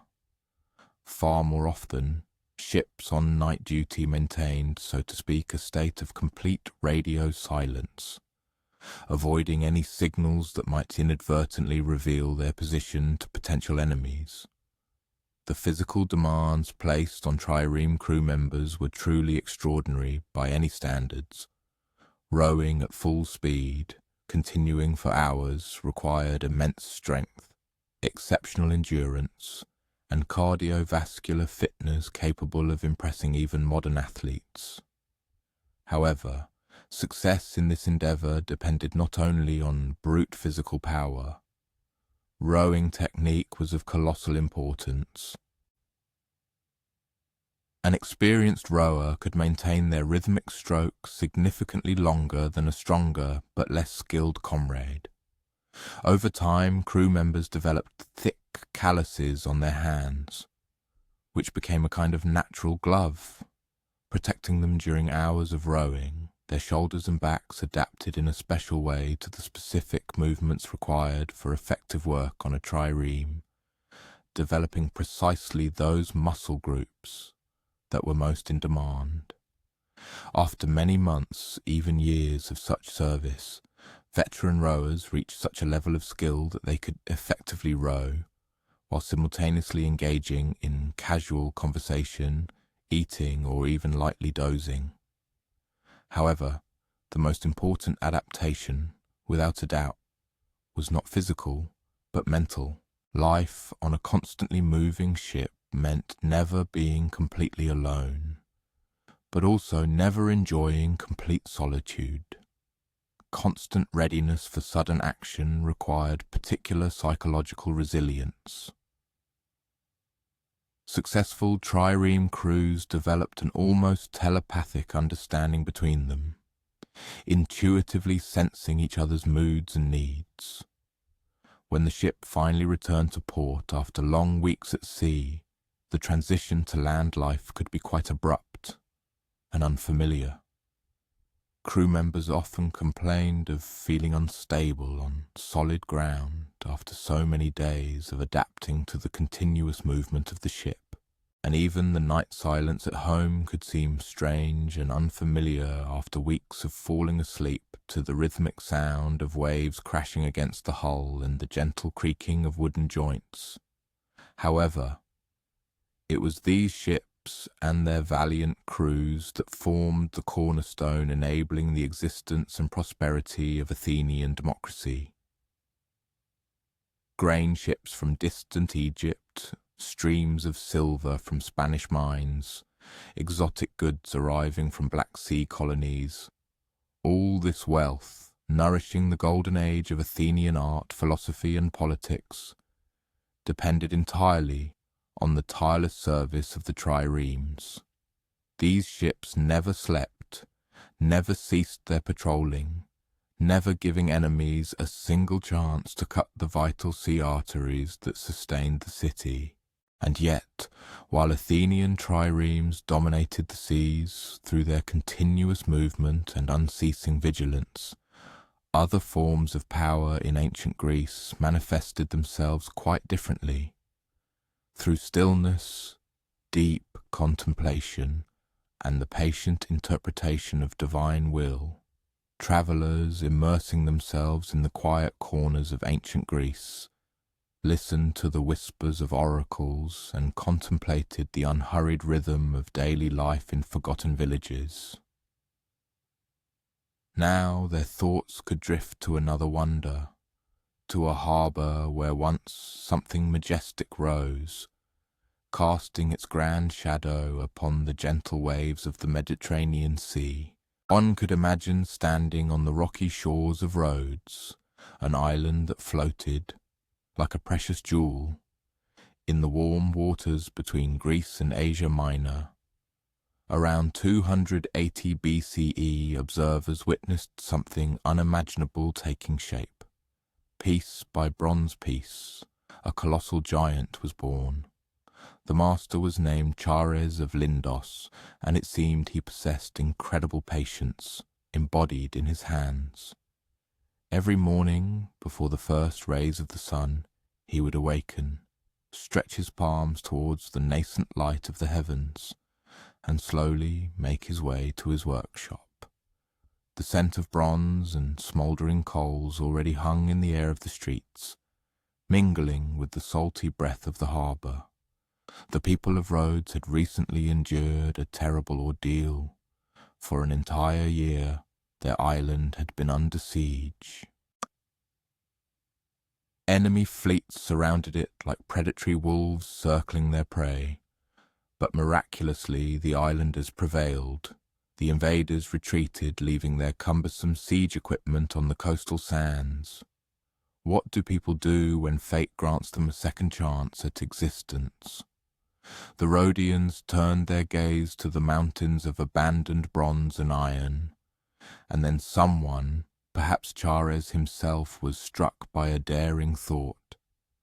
Let something so grand and tall be erected that ships from all corners of the Mediterranean, upon seeing it, would unmistakably know they had reached Rhodes. However, most contemporaries are unaware of an important detail about the Colossus of Rhodes. Its creation was not a matter of a single day or even a year. It took a full 12 years. 12 long years. Chares awoke daily, ate a humble breakfast of bread and olives, and went to work on the grandest project human imagination could conceive. One could almost physically feel the weight of the past years as observers watched his labour. Bronze, unlike malleable clay, did not yield easily to fingers. This metal required scorching heat until it began to glow like a miniature sun, after which it was carefully poured into prepared moulds. Each of the thousands of fragments of the Colossus had to be flawless. Chares began his work with the feet, monumental bronze feet destined to support a statue whose height would be equivalent to a modern 15-story building. He dedicated many months solely to working on the toes, meticulously ensuring their ability to bear the colossal weight to come. Townspeople passing by his workshop often stopped to peer inside, witnessing him diligently polish the same bronze toe for the 100th time. Children grew up watching the Colossus slowly but surely rise. A girl who was just 5 years old at the start of this grand project would have been 17 by its completion. Perhaps she brought Chares cool water on hot summer days, seeing rivulets of sweat run from his brow directly onto the bronze he was shaping. "Master Chares," she might ask, "why do you make him so enormous?" And Chares, wiping his hands on his leather apron, would gaze out at the harbour. "Because," he might reply, "sometimes the world needs to be reminded that beauty is possible, even after the most terrible things happen." The statue's location did not match most people's perceptions. Many have likely seen images where the Colossus straddled the harbour entrance like a gigantic bridge, allowing ships to sail between its legs. However, this is merely a later legend, growing like a weed in the garden of facts. The true Colossus was erected on a hill overlooking the harbour, with one hand shading its bronze eyes as it gazed out at the sea. It was Helios, the radiant sun god, and every morning, as the true sun rose above the horizon, the statue's bronze surface caught its rays, shining as if alive. Can one imagine such a sight? A 30-metre bronze figure sparkling in the dawn light, gazing out at the boundless sea. Sailors approaching roads from miles away would spot this golden glow and know they were almost home.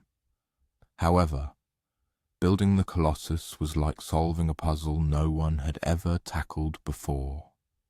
How do you create something so grand that it doesn't collapse under the force of the winds? How do you lift such massive bronze elements without modern lifting mechanisms?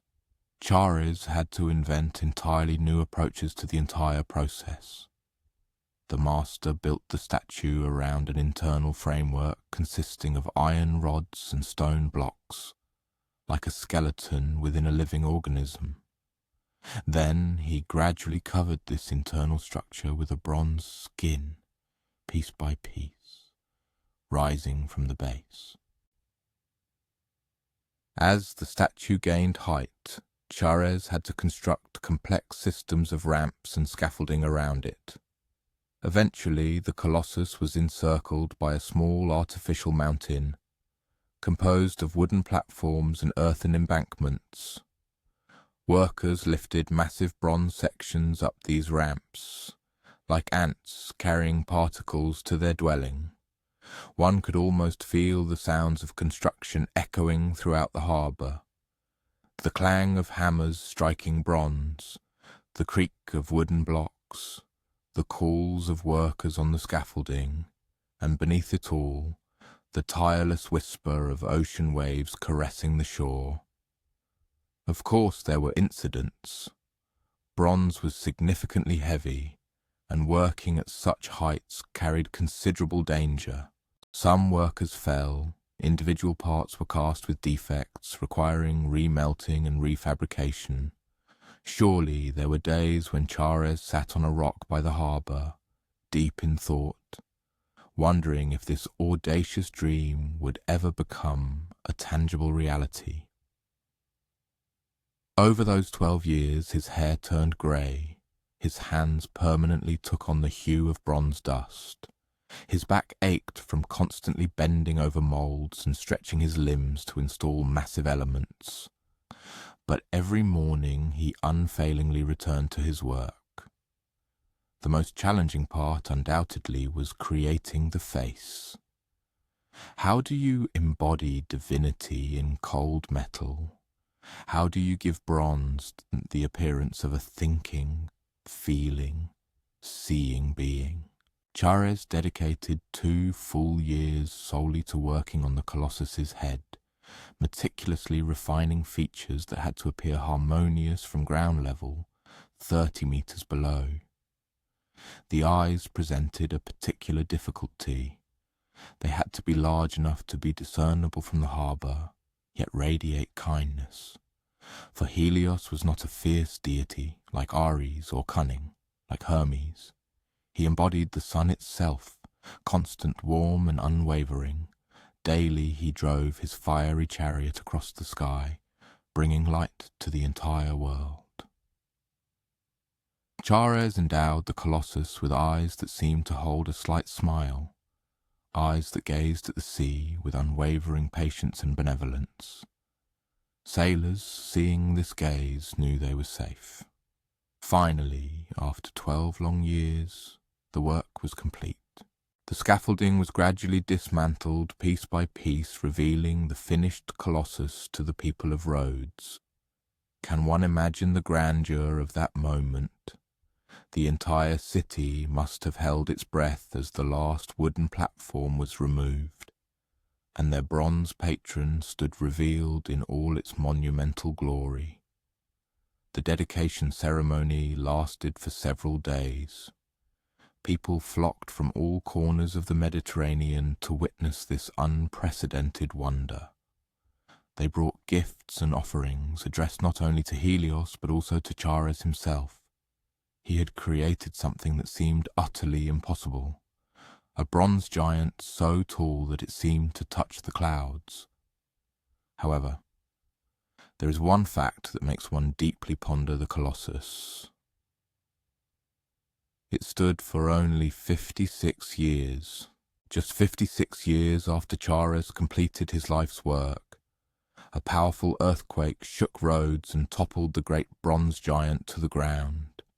56 years, approximately the length of a human life in that era. All that titanic effort, all those bold dreams, all that precious bronze. And then, one morning, the earth trembled, and it was all over. The fallen Colossus lay by the harbour for another 800 years. Even in its ruined state, lying on its side, it was still a curious wonder.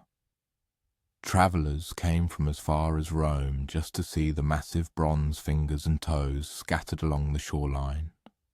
A single thumb was so enormous that most people could not encircle it with both hands. Chares did not live to see that devastating earthquake. He passed away peacefully in his workshop, surrounded by the many smaller bronze statuettes he had created over the years. However, during his allotted time, he walked outside every morning and beheld his once unimaginable dream, towering against the sky, protecting his home island. What was truly beautiful about this? Chares dedicated 12 years to creating something he knew perfectly well would not last forever. Bronze corrodes, earthquakes are inevitable. Nothing made by human hands can last indefinitely. But he built it anyway, for sometimes the very act of creating something magnificent is far more important than its longevity. Today, travellers can visit Rhodes and walk the places where the Colossus once stood. The harbour still exists, still beautiful and welcoming to ships from all over the Mediterranean.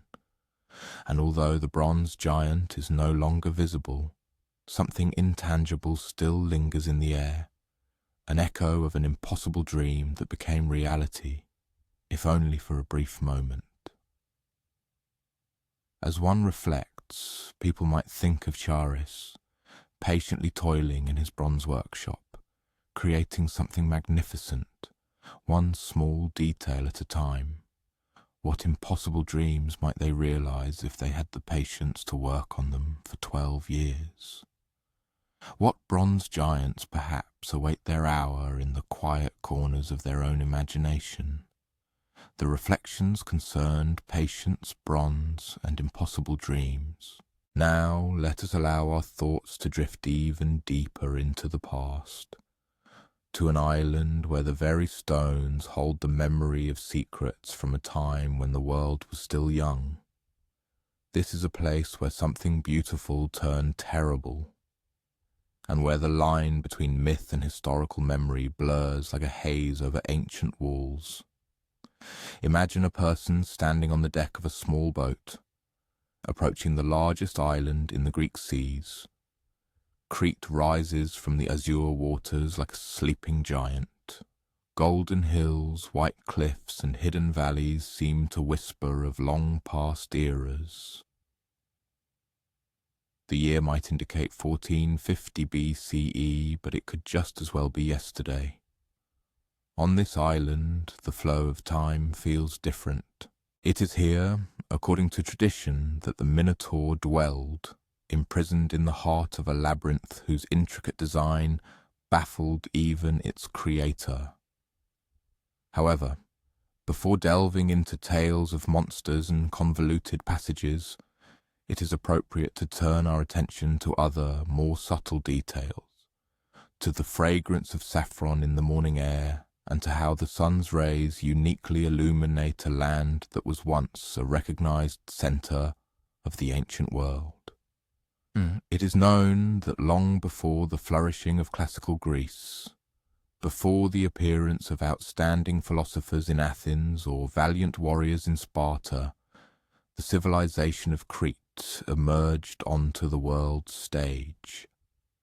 The Minoans, as they are called today, built something entirely unprecedented for that time, a culture devoid of defensive walls.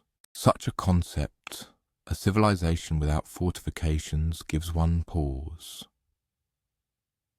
For almost every other ancient city one can imagine was surrounded by massive stone barriers, bristling with weapons ready for warfare. Minoan palaces on Crete, however, had no defensive structures. Instead, they offered open courtyards adorned with vibrant frescoes, and rooms that seemed to flow seamlessly into one another, like streams of water. As a traveller walks through the ruins of Knossos, the greatest of these magnificent palaces, their steps echo through corridors that may have served as inspiration for the legendary labyrinth. These passages are by no means dark or sinister. They are filled with light and vivid colours.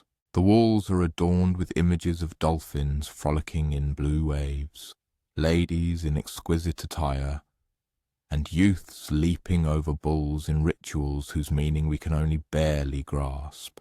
Special significance is given to this bull leaping. These scenes appear everywhere on the walls. Young people, both men and women, grasping the horns of massive bulls and gracefully leaping over their backs, not killing the animals, not engaging them in combat, but rather participating in a kind of dance. However, at some point, something inexplicable happened here. Something that transformed these ritual bull dances into sinister stories of monsters, that transformed a complex and sophisticated civilization into a grim tale of human sacrifice and subterranean horror. The question is, what exactly caused this transformation? Perhaps one might encounter an elderly archaeologist working among the ruins, whose hands are covered with dust from sifting pottery shards older than the Egyptian pyramids. He might recount that around 1450 BCE, something catastrophic befell the Minoans. Their magnificent palaces were burned to the ground. Their unique script vanished without a trace. Their peaceful and highly artistic culture faded almost overnight. But what caused it? An observer might inquire, watching the archaeologist carefully clean a fragment of a fresco, depicting a young woman with exquisite curls and an insightful gaze. He would pause his work and gaze out at the sea. Perhaps an earthquake, he might reply. Perhaps a volcanic eruption on a neighbouring island. Perhaps an invasion by mainland conquerors. Or perhaps all three events simultaneously. But something destroyed this world so completely and irrevocably that centuries later people could only remember it as a myth. It is here that the Minotaur enters the scene, Sometimes, when something is too terrible for human comprehension, the mind seeks to cast it into the form of a story. The tale of King Minos and his impenetrable labyrinth was perhaps the way later Greeks tried to make sense of these complex ruins, these corridors that seemed to lead everywhere and nowhere. Delving into the restored parts of the palace, one can begin to understand how such a legend might have arisen. The building does indeed give the impression of a labyrinth. Corridors unexpectedly turn back. Staircases lead to rooms that, in turn, open to other staircases. Underground storage rooms stretch like burrows. Without knowing the way, it would be easy to get lost here for hours. The throne room leaves an especially eerie impression. There sits a stone chair, adorned with images of griffins, where once a ruler sat, making decisions that affected the entire Mediterranean. However, the chair faces not the hall where supplicants gathered, but a wall painted with even more griffins. Why should a throne be turned towards a wall? Was the true power hidden behind this wall, in some secret chamber yet to be discovered? Or was the king of Knossos listening to voices that remained unheard by others? In this throne room, one can sit quietly as the afternoon light filters through windows more than 3,500 years old. The silence is so complete that one can almost hear ghostly echoes of ancient conversations, the whisper of ceremonial robes, the distant sound of bull leapers training in the great courtyard. But in this silence, there is something else. Something that makes the hair on one's arms stand slightly on end. Perhaps it is just the weight of all this history, all these vanished lives, or perhaps some echoes truly linger in the stone. The Minotaur in legends was the son of a queen and a bull. Monstrous, insatiable, he demanded tribute from all surrounding lands. 7 youths and 7 maidens sent every 7 years to feed the beast in its underground lair. It is a grim story, full of fear, sacrifice, and hopelessness. But what if its origins were entirely different? What if the bull dancing ceremonies in ancient Crete required young people to come from other islands for training and competition? What if some of them inevitably suffered injuries or died in these dangerous performances?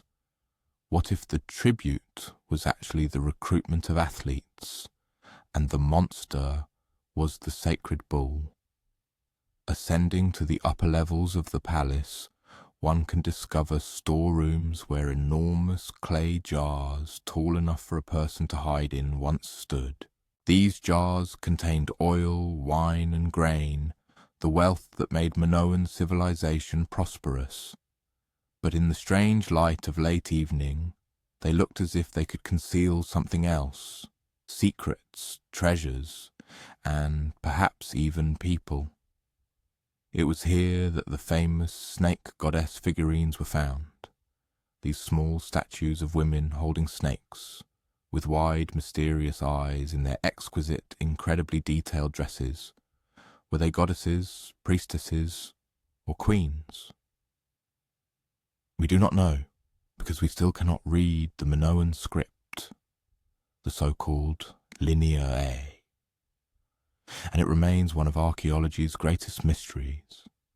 Imagine a situation where you have the records of an entire civilization at your disposal, but you cannot read a single word. It's like finding a library where all the books are written in an unbreakable code.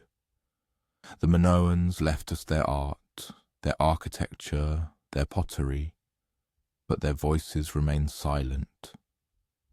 Perhaps this silence is the most unsettling aspect of Crete.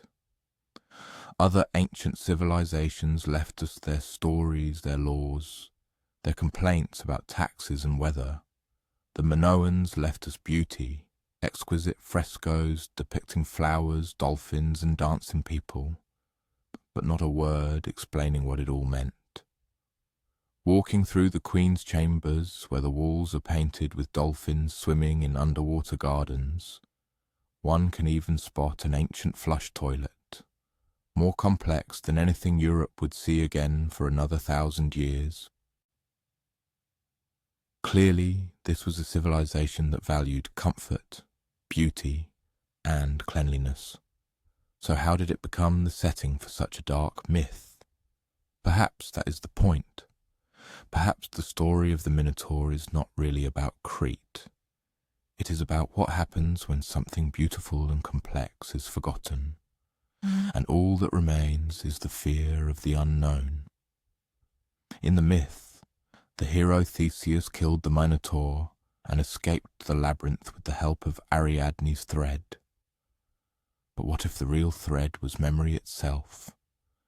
What if the myth was ancient Greece's way of trying to find a path to understanding a civilization they could no longer comprehend? As the sun sets over Crete, one can stand in the great courtyard where bull lepers once performed their incredible feats. The mountains around Knossos take on a purple hue in the evening light, and the air is filled with the scent of wild thyme and sea salt. Somewhere in the distance the sound of goat bells can be heard as a shepherd leads his flock home. This is still a living island, not just a museum. People still tend olive groves that may have grown even when the last Minoan king sat on his backward-facing throne. Children still play in villages built on foundations that remember the Bronze Age. However, there is something special here in the nature of time. Perhaps it is the weight of all this mystery, all these unanswered questions, or perhaps it is the way the ruins seem to shimmer in the hot air, as if they are not quite solid, not quite vanished. This is especially noticeable in quiet moments, sitting alone in the throne room or walking through the storerooms where giant jars cast strange shadows. Time does not feel linear. Past and present seem to exist in the same space, separated only by the thickness of the air. The Minotaur, if he ever existed, is long dead. The labyrinth, if it ever was a real labyrinth, is now simply connected rooms, filled with patient archaeologists and curious tourists. But something about this place still feels like it is waiting for someone to solve the puzzle, to crack the code, to finally understand what truly happened here so long ago. Perhaps that is why people continue to return to Crete, continue to dig in the ancient ruins, continue to try to piece together fragments of frescoes and pottery. It's not just archaeological curiosity, it's a sense that there is still a thread to follow, a path that might lead back to the heart of the labyrinth. Preparing to leave this island where time moves like honey, one realizes something interesting. The myth of the Minotaur is a story about getting lost in a place designed to confuse. But the real Crete, the Crete of morning light on ancient stones and wind through olive trees, is about something else entirely. It's about the patience required to gather fragments of beauty from something that was broken long ago. About how mystery can be more compelling than answers.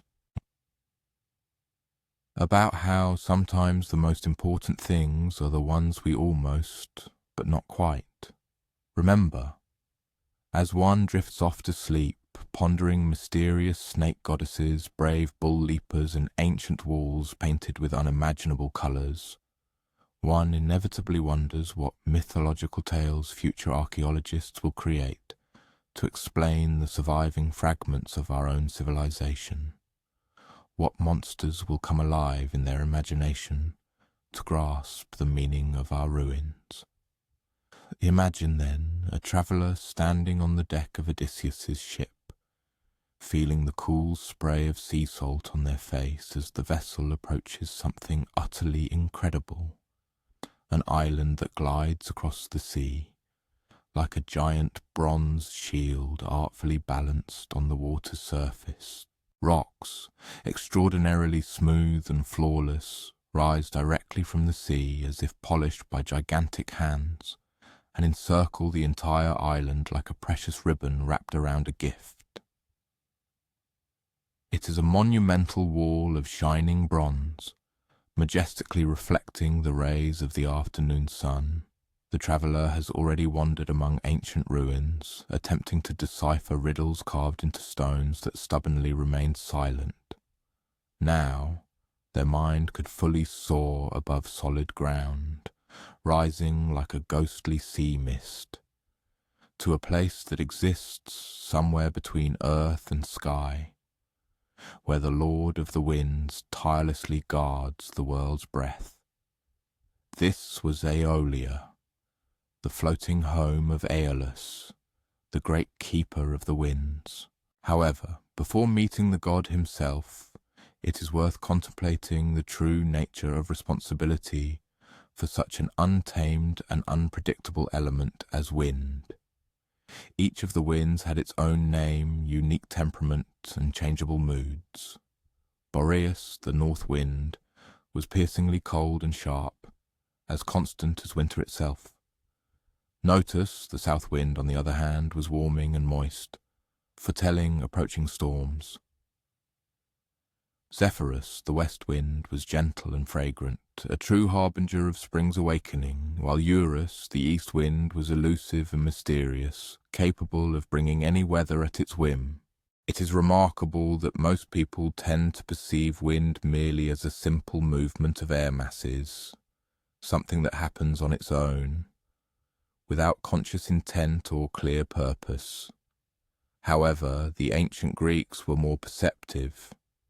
They understood that wind possessed its own distinct personality, at times mischievous, at times ferocious, and at times so delicate that it could barely stir the leaves of an olive tree. It was Aeolus who kept them all in strict bounds. One can imagine the responsibility of ensuring that Boreas did not rage with excessive force, threatening to freeze fishing fleets, that Notus did not unleash torrential rains that could flood crops, and that Zephyrus arrived on schedule to awaken flowers from their winter slumber.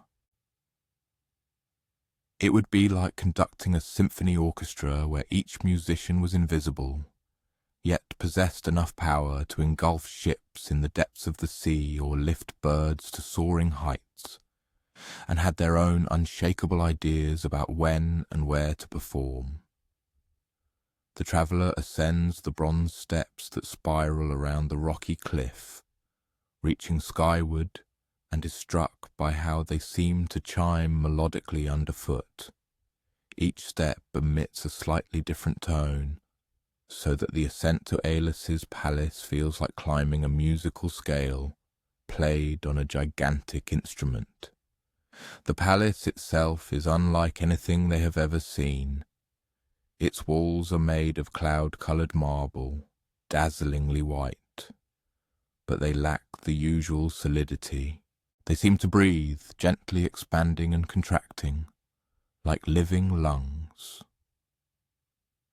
Windows appear and dissolve before one's eyes, opening to receive the whispers of breezes carrying news from specific cardinal directions, and closing as soon as these breezes deliver their messages, and everywhere the melodic chime of bells continuously rings. These were no ordinary bamboo chimes one might hang on a porch, but intricately crafted constructions of bronze, silver, and an unknown metal not found in the mortal world below. They hung from every archway, dangled from every tree, hovering in the air as if weightless, without visible support. The music they made was constantly transforming.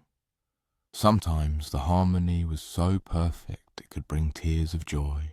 At other times there was a sharp, dissonant clash of sounds, making one cover their ears. But after a while, it became clear that this was no accident.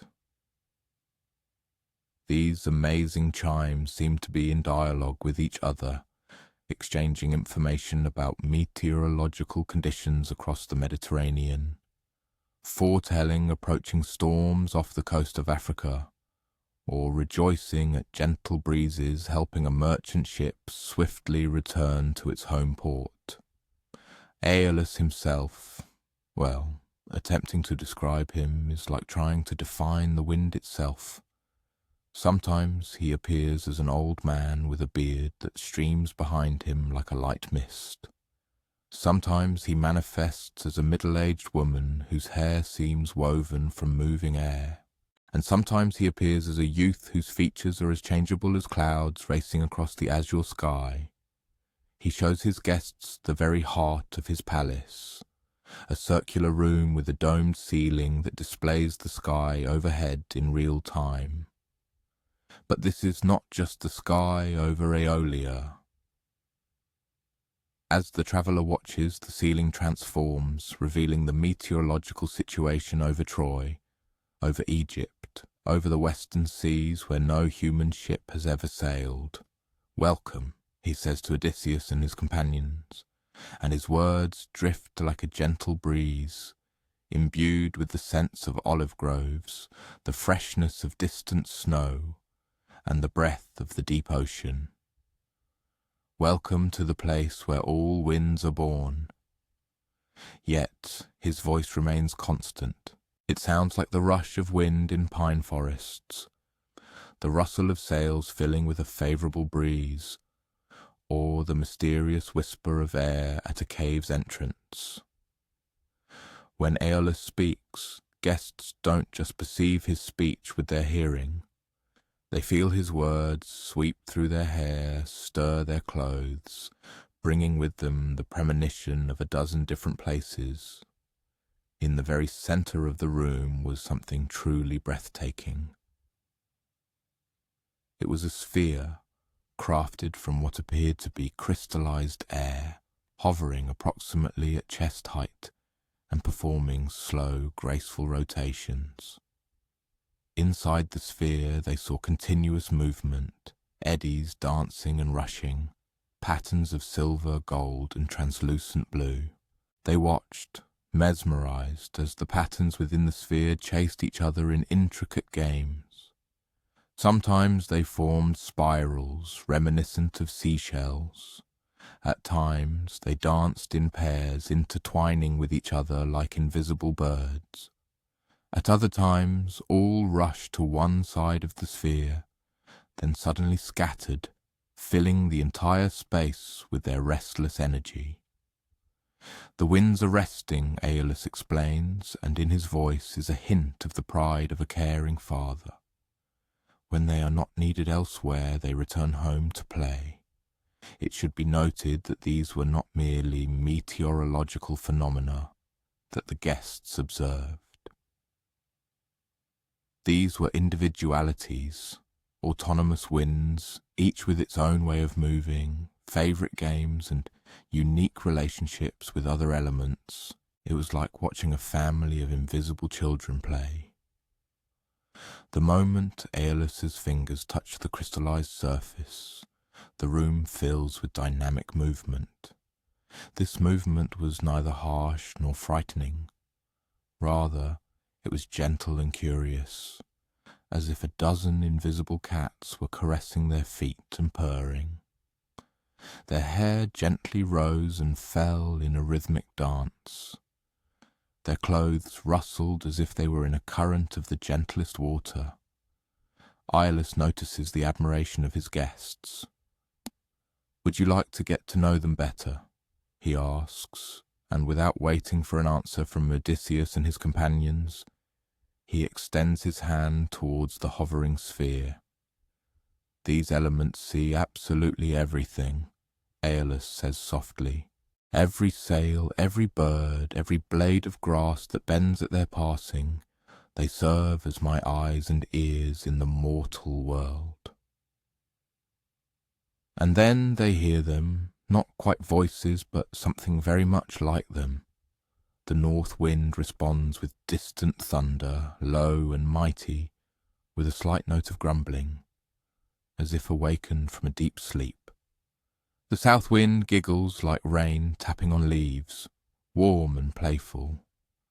The west wind hums a melody that makes one think of blooming flowers, melting ice, of birds returning from their long winter migration. The east wind whispers secrets.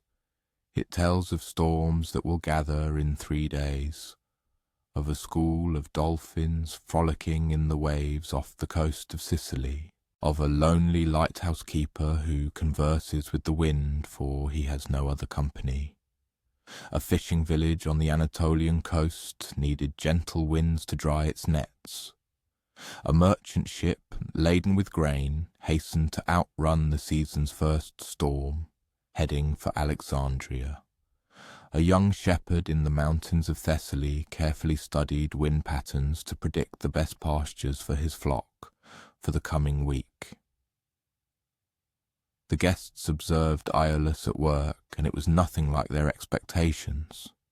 He did not command the winds like a general issuing orders to his troops. Instead, he listened to them for hours. He sat in his crystal chamber in deep silence, eyes closed, feeling the reports that came to him with every gust of wind. For a month, Odysseus and his men stayed on this astonishing floating island, and it was truly an unforgettable month. Every morning they awoke to the melodic chime of new bells being born. Apparently they grew like flowers in Aeolus's gardens, sprouting from seeds of crystallized music that the winds brought from their distant travels. "How do you keep track of all this?" they asked him one evening, watching the setting sun paint the bronze walls of the palace in coppery red tones. Aeolus felt it all, the aspirations and needs, the hopes and fears, and all the weather phenomena that formed and dissolved across thousands of miles of sea and land. And somehow he always found ways to help. A gentle nudge here to speed up favourable winds for a grain ship, a delicate alteration of the current there to bring dry air to a fishing village, a warning whisper to a shepherd about rain approaching from an unexpected direction. He smiles, and his smile carries on a gentle breeze, bearing the faint scent of jasmine. "How do you keep track of every beat of your heart?" he replies, then adds, "Some things become so intrinsic to one's being that they no longer require conscious thought." However, there is something melancholic in his voice, something that makes one look at him more closely. Despite all his mighty power, the incomparable beauty of his floating island and his crystal sphere filled with playful winds, Aeolus seems strikingly lonely. He is connected to the entire world and all its inhabitants through his winds, but he is forced to remain apart, only observing, listening, and making cautious adjustments from his floating home, situated between the boundless sea and the heavens. At that moment, something essential about the responsibility for the elemental forces of nature becomes deeply clear. The guardian of these forces can never fully merge with the world he is called to protect. The Lord of the Winds, Iolaus, could not travel by ship, for his very presence would immediately distort the natural flow of wind so vital for propelling vessels. It would be impossible for him to stroll through mortal gardens, as the flowers and trees would turn away in confusion, not knowing which way the wind should now blow. Watching Aeolus carefully tie that silver rope, one can see the exceptional care with which he forms each knot. This act is not a mere courtesy extended to a hero guest. Rather, it is a genuine work of art, a vivid demonstration of his profound understanding of the mechanics of winds, how to contain them, and how to release them at precisely the right moment. Do not dare to open it until you reach your homeland, he warns, and in his voice the power of absolute authority is distinctly felt. And by no means allow your companions to do so.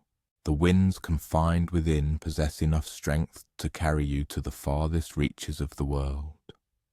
When Odysseus's departure time arrives, Iolaus bestows upon him a gift that will later become a key element in one of the most frustrating and tragic stories in all mythology, a leather bag, tightly bound with a silver cord, containing all the unruly winds capable of blowing Odysseus's ships off course. Only the west wind was left free, so that it might carry the hero directly to the shores of his native Ithaca. However, instead of a safe voyage, they suddenly find themselves in the eye of a fierce hurricane. The captive winds burst from their leather prison like a herd of wild horses, maddened by confinement, and howl furiously in all directions at once. In a matter of moments, Odysseus's ships were flung back to Aeolia, their sails torn to shreds, masts broken, and the exhausted and frightened crews cast onto the bronze shores of the floating island. Aeolus merely cast a brief, discerning glance at them and slowly shook his head. The wind chimes surrounding his crystalline palace sounded mournfully, playing a slow dirge for irretrievably lost opportunities, victims of human foolishness. And of course, Odysseus's companions do exactly what they were strictly forbidden to do. No sooner had Ithaca appeared on the horizon, no sooner were they practically home after 10 years of wandering, than an irresistible curiosity seized them. While Odysseus slept soundly, they untied the silver cord, naively believing they would discover untold treasures inside the leather bag. When the ship set sail from Aeolia for the second time, glances turn back to the floating island, which gradually shrinks in the distance. Its bronze walls catch the morning sun's rays one last time. The wind chimes play a farewell melody that grows fainter with distance, and slowly the island dissolves into the sea mist and inevitable oblivion. And then comes the inevitable. No second chances, no negotiations possible. Odysseus and his companions are forced to launch their damaged ships again and continue their perilous journey, devoid of any support from the Lord of the Winds. "I cannot help you again," he says sadly. "The winds you released out of greed have told me the whole story. You are no longer under my protection. But something else remains in the observer's memory long after the island disappears beyond the horizon. It is the image of Iolaus in his crystal abode, endlessly patiently listening to the needs of a world he can protect, but to which he can never fully belong. It is the sound of the wind chimes, as if born from seeds of music. It is the sight of invisible winds playing hide and seek within a sphere of crystallized air. And perhaps most profound is the realization that certain gifts, be they favorable winds, second chances, or trust from powers beyond human, can only be given once. That certain kinds of support require not just gratitude, but genuine wisdom for their proper use. That certain manifestations of power are too significant to be taken lightly. Today, listening to the wind outside the window, the listener inevitably asks, what messages does it carry? What subtle adjustments is someone making somewhere between earth and sky, so that the necessary breezes reach the right places at precisely the right time? And what gifts tied with a silver cord, might we already hold in our hands but lack the wisdom to truly appreciate. The listener heard how the winds carried messages across unimaginable distances, pondering gifts that require wisdom for their proper use. Now let us mentally transport ourselves to a more serene place, a palace rising above a harbour, where for 2 long decades the same woman tirelessly awaited the return of the same ship. Imagine yourself in the women's quarters of a palace on the island of Ithaca, where soft morning light streams through windows overlooking the sea. The room is filled with the scent of wool and lavender, imbued with a special silence unique to long waiting. And there, at her loom, sits the most patient woman in all mythology, Penelope, wife of Odysseus, the tireless weaver of a shroud that seemed destined never to be completed. 20 years. Just for a moment, consider that span of time. 20 years is enough time for a child to grow and become a parent themselves. It would be enough time for olive trees to mature and yield abundant fruit. It is certainly enough time for the sound of someone's laughter, the peculiarity of a morning cough, or the unique way they tied their sandals to fade from memory. Yet Penelope holds every detail in her heart and mind. The observer notices her hands, skillfully working at the loom, moving with that automatic, almost instinctive precision that only comes after decades of tireless practice. Thread over, thread under, the shuttle flits back and forth like a swift bird among reeds. Her fingers have mastered this motion so well that she could probably weave even in her sleep. And perhaps, at times, she does. Perhaps, sometimes in the pre-dawn twilight, she finds herself standing at the loom, not remembering how she rose from her bed, and adds a few more inches to the burial shroud she intended for her father-in-law, Laertes. But there is something remarkable about Penelope's shroud story. For 3 years it has been almost finished, almost complete, but never quite. And for this, there was a compelling reason that reveals the true depth of this patient woman's mind. The shroud was magnificent, its beauty evident, even though it was still far from completion. Its border was skillfully adorned with scenes from Laertes' life, his wedding day, his glorious victories in battles, his first meeting with his son Odysseus, his serene hours in the palace gardens. Penelope had poured 2 decades of memory and skill into this weaving, and it showed in every perfect stitch. This reason had specific names, loud, insistent, filling the great hall of the palace from dawn till dusk every day. These were the suitors, 108 men who had convinced themselves that Odysseus would not return home, and that Penelope needed a new husband, preferably one of them. For 3 years they had put constant pressure on Penelope, demanding that she choose a new husband. And for all those 3 years she consistently gave them the same answer: I cannot remarry until I finish weaving this burial shroud for my dear father-in-law.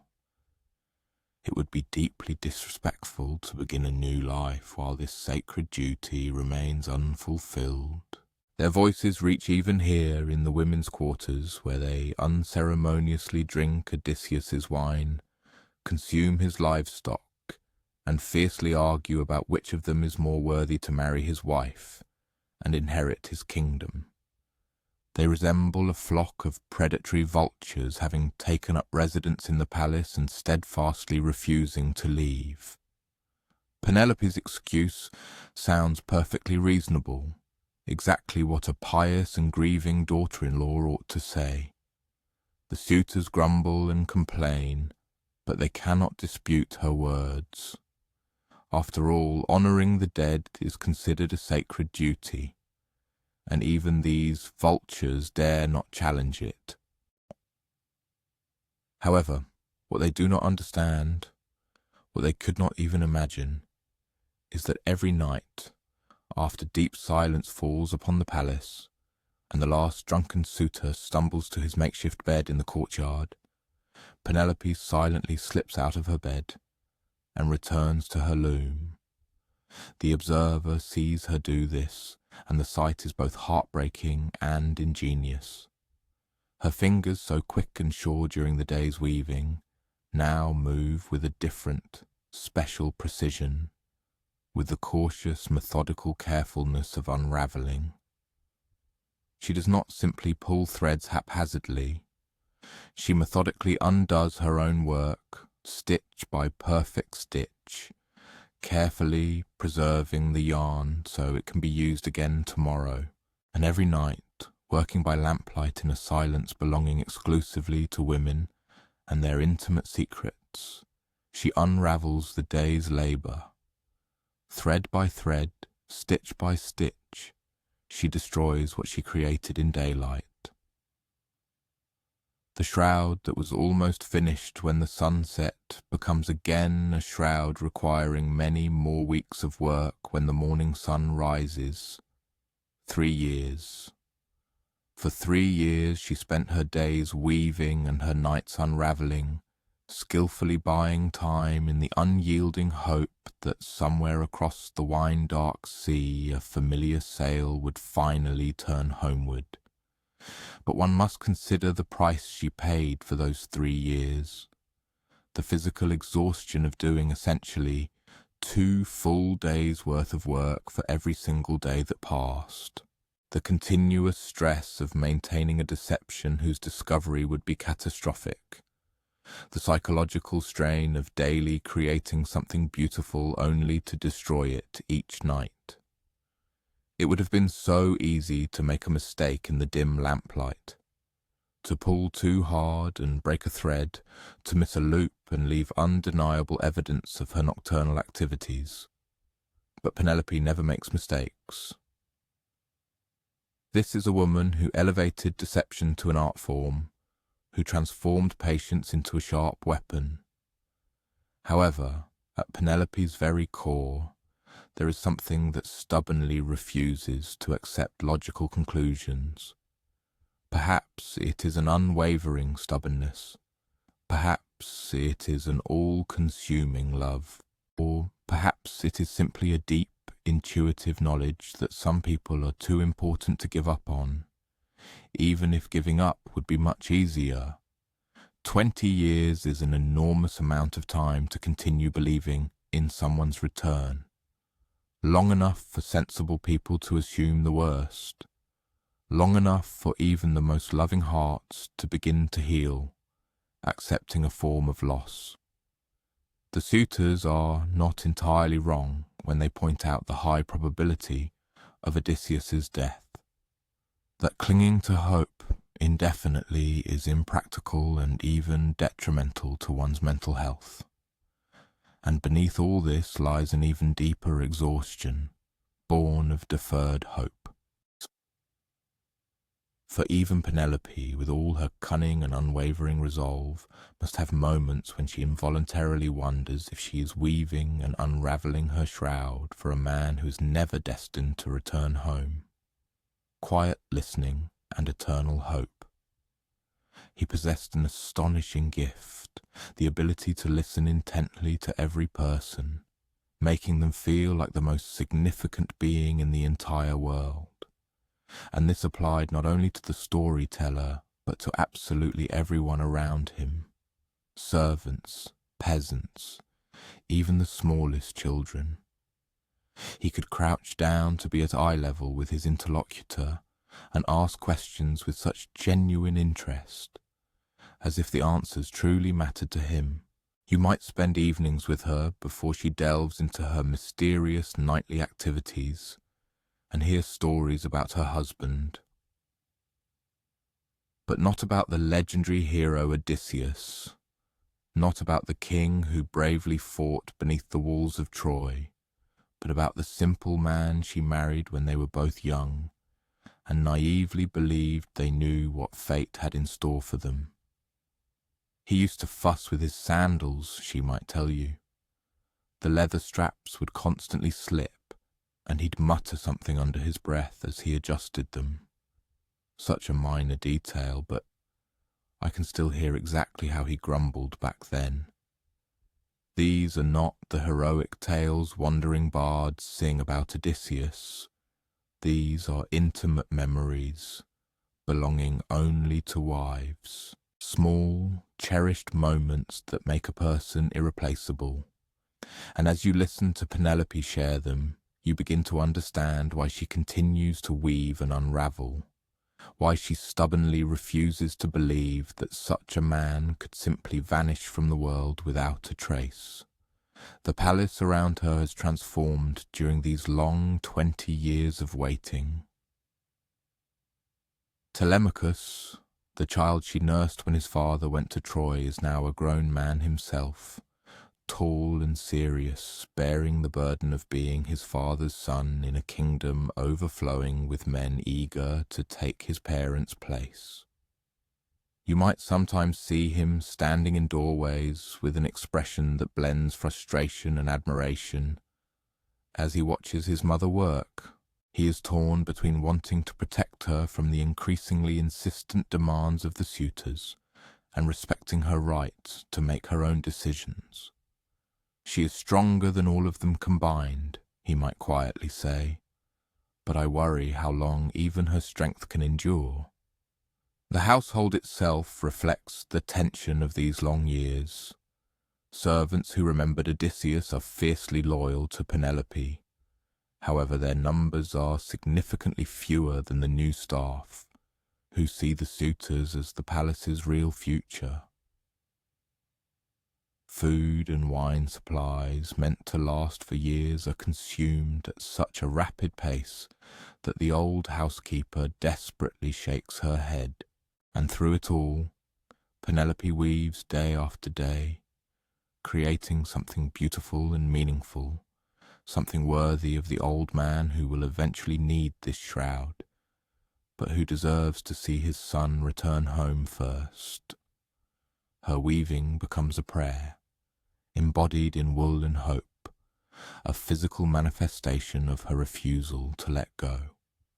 A maid observes even more closely, and eventually manages to discover what she was looking for. Penelope quietly returns to her loom late at night, the lamplight flickering on the walls as she unravels her day's work. One of her maids, a young woman whose loyalty leans towards the side she believes is most likely to win, notices something strange about the shroud's progress, or rather the lack thereof. 3 years of daily weaving should have produced enough fabric to cover a giant, but Laertes' burial shroud seems never to near completion. However, prayers, even if meticulously crafted, do not always bring the answers we desire, nor when we desire them. And after 3 years of successful deception, Penelope's secret is revealed. You watch Penelope's face during this confrontation, and what strikes you most is her astonishing composure. She does not deny the deception.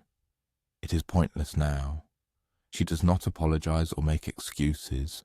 She simply stands beside her loom, her hands resting on the frame she used to buy 3 precious years of hope, and looks at these men with such dignity that they shift uncomfortably, despite their anger. "Enough games," the loudest of them cries. "You will choose a husband within a month, or we will choose one for you." The confrontation, when it finally comes, is as ugly as one might expect from men who have just realized they were outsmarted by a woman they thought they were pressuring. The suitors burst into the women's quarters like a pack of angry dogs, shouting accusations and demands. But even in surrender, Penelope finds a way to be cunning. The contest she proposes, to string Odysseus's great bow and shoot an arrow through 12 axes lined up, is theoretically possible for any skilled archer. But the bow in question is one that only Odysseus could ever string, a weapon so perfectly matched to his strength and technique that it might as well have been a part of his body. "Very well," she finally says, "I will choose." The suitors, of course, do not know this. They see the bow and assume it's simply a matter of muscle and practice. What they don't understand is that some things are made for only one person, and no amount of force or determination can change that fundamental truth. Perhaps it is a wedding veil for a marriage she hopes will never happen. Perhaps it is a sail for a ship she dreams will finally return home. Perhaps it is simply something to occupy her hands while her heart prepares for either joy or sorrow. You want to tell her that heroes sometimes return, that 20 years of waiting is finally coming to an end, that the bow contest will have an outcome none of the suitors expect. But she cannot know this yet. All she can do is weave and hope, and believe that somewhere in the world, someone worthy of her patience is still fighting to come home. As the suitors prepare for this final contest, Penelope sits at her loom and begins to weave again. This time not a burial shroud. That deception is over. Instead she begins something new, something whose pattern only she can see. And perhaps that is the true lesson of Penelope's story. Not that waiting always pays off, or that faithful wives always get their happy endings, but that some kinds of love are strong enough to warp time itself, that sometimes the most heroic thing you can do is simply refuse to give up, thread by thread, stitch by stitch, day after day after day. Today, as you think about the things worth waiting for in your own life, you might hear the soft sound of a shuttle moving through threads, counting time like a heartbeat, measuring hope in inches of carefully woven fabric. You have reflected on the patience it takes to wait 20 years for a loved one's return, on how hope can be woven and unravelled, like threads on a loom. Now allow your mind to rise to the eastern horizon, where every dawn begins, where a goddess with rosy fingers has painted the sky the same beautiful colours for 1,000 years, and all because of one mortal man who broke her immortal heart. Imagine yourself standing on a hill overlooking the sea, at that magical time before sunrise when the whole world holds its breath. Stars dim like candle flames in the growing light, and somewhere beyond the curve of the earth, Eos, the goddess of dawn, prepares for another day's work, harnessing her winged horses to her golden chariot, choosing which shades of pink, orange, and soft yellow she will spread across the sky. But today, like every day for the past 1,000 years, she pauses before beginning her eternal journey. She looks down at the earth, searching for what she will never find again, remembering someone who should have been immortal, but chose to remain beautifully, heart-breakingly human. His name was Tithonus, and he was the most beautiful mortal man who ever lived. Not handsome, like warriors or kings. Beautiful, like the dawn itself, gentle, golden, and somehow perfect, as if the gods had tried to create the ideal human and surpassed their own expectations. Eos first saw him when he was young, standing in the gardens of Troy in the pre-dawn light, and she fell so completely in love that for a moment she forgot to bring the dawn. Sailors waiting for first light noticed the delay. Farmers preparing for the day's work wondered why the sky remained dark. But Eos could only gaze at this mortal man who seemed to be made of condensed sunlight. You see, goddesses are not supposed to fall in love with mortals. It always ends badly. Not just sadly, but cosmically, catastrophically badly. Mortals age and die while gods remain eternally young. Mortals worry about crops and wars and whether their children will survive the winter, while gods think in terms of centuries and millennia. But love, even immortal love, doesn't care about what should be. Love simply is, like the dawn itself, coming whether it is convenient or not. So Eos did what goddesses in love do. She descended from the sky in her golden chariot and carried Tithonus away to her palace at the edge of the world, where the dome of the heavens meets the edge of the ocean and every dawn is born. Can you imagine being abducted by the dawn? Not dragged into darkness and fear, but lifted into light and wonder. Carried across the morning sky by horses whose hooves sound like distant thunder, whose manes stream behind them like fiery roars. Tithonus might well have been terrified. He might have prayed fervently to return to his mortal life, to his earthly concerns, to his finite existence. Instead, his gaze fixed on Eos. He truly looked at her with such depth of attention that it penetrates through a person's outward power and beauty, and wholeheartedly returned her love. And oh, what a love it was! In her abode, woven from crystal, clouds, and eternal pre-dawn light, they found absolute happiness. Eos began each new day by painting the sky for the world below, and Tithonus watched her creation with reverence, learning the secret names of colours that have no equivalent in mortal language. That shade there, he might say, pointing to a particularly enchanting pink-gold streak. What do you call it? Hope touched with sorrow, she might reply, her luminous brush gliding across the heavens. I use it on mornings when someone below is about to receive news that will change their destiny forever. Decades flew by for them in such a union. He learned the high art of creating dawn, and she discovered what it meant to have someone by her side who truly understood her work. But decades fly by unnoticed when one is happy, and eventually Eos noticed something that filled her immortal heart with a profoundly mortal dread. Tithonus was aging.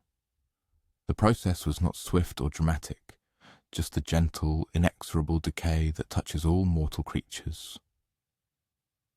A few fine lines around his eyes when he smiled, hair still golden but now with streaks of silver appearing, hands still tender but now bearing the faint spots that come with years.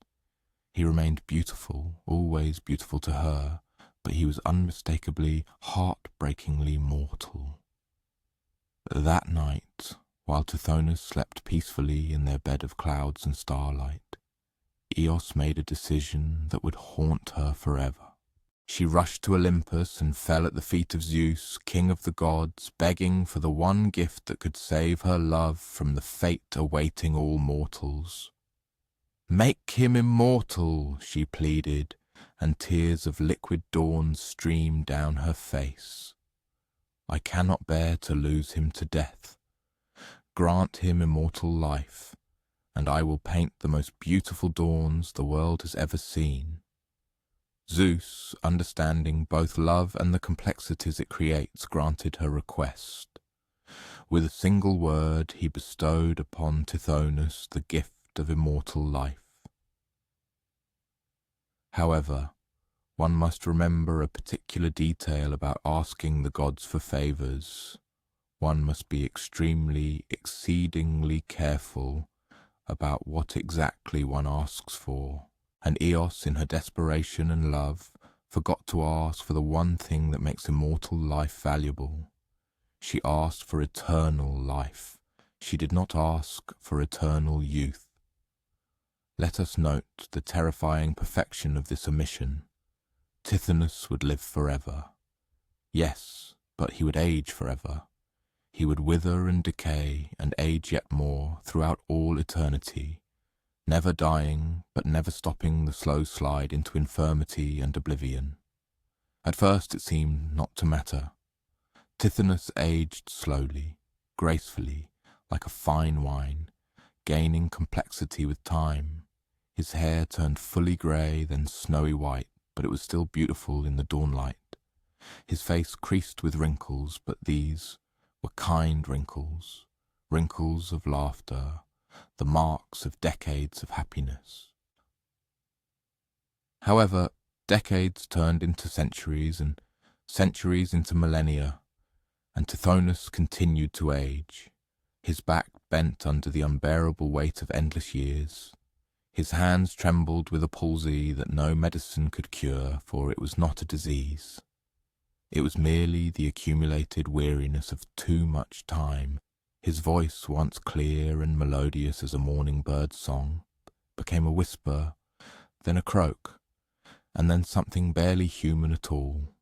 And his eyes, which had once seen wonder in every sunrise, clouded with cataracts that would never disappear, for healing requires the possibility of death and renewal. And through all this, Eos loved him.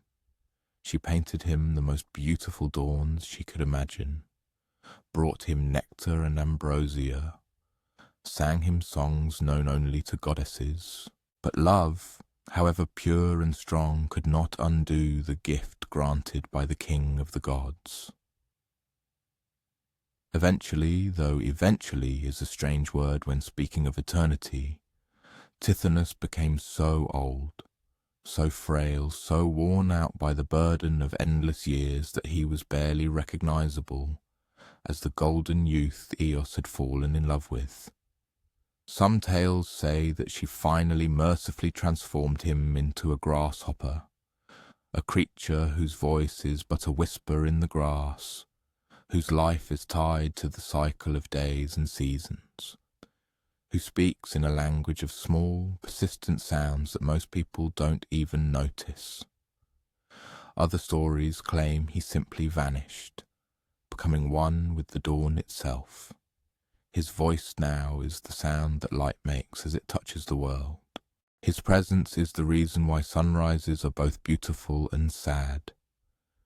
But every morning, as Eos harnesses her horses to her chariot and prepares to bring light to the world, she remembers. She remembers what it was like to love someone completely, to wish to hold on to that love forever, to discover that some gifts are too dangerous to ask for and too precious to refuse. And perhaps that is why dawn is the most melancholic time of day. Beautiful, yes, breathtakingly, impossibly beautiful, but touched also with sorrow, with the knowledge that all beautiful things are temporary, that love and light and life itself become precious precisely because they do not last forever. The person watching today's sunrise might feel it, the way the light hovers for just a moment before fully appearing, as if Eos is still gazing at the world below, still hoping for a glimpse of something golden and perfect, and irrevocably lost. The colours she paints across the sky are now more complex than in those first happy decades with Tithonus. Pink gold touched with grief, rose streaked with longing, orange holding the memory of laughter, yellow carrying the weight of regret.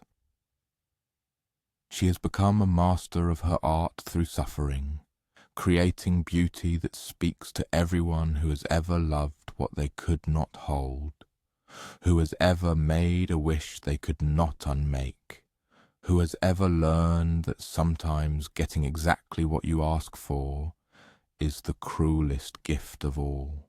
And yet she continues to paint the sky, morning after morning, age after age, not because she has to. Gods are rarely bound by mere beauty, but because beauty is still worth creating, even if it is born of a broken heart, especially when it is born of a broken heart. Every sunrise is a love letter to a world that contains both wonder and loss, both joy and sorrow. to mortals who live short, bright lives, and to immortals who must remember them forever. She paints hope through the darkness, not because she believes everything will turn out perfectly, but because hope itself is beautiful, regardless of the outcome.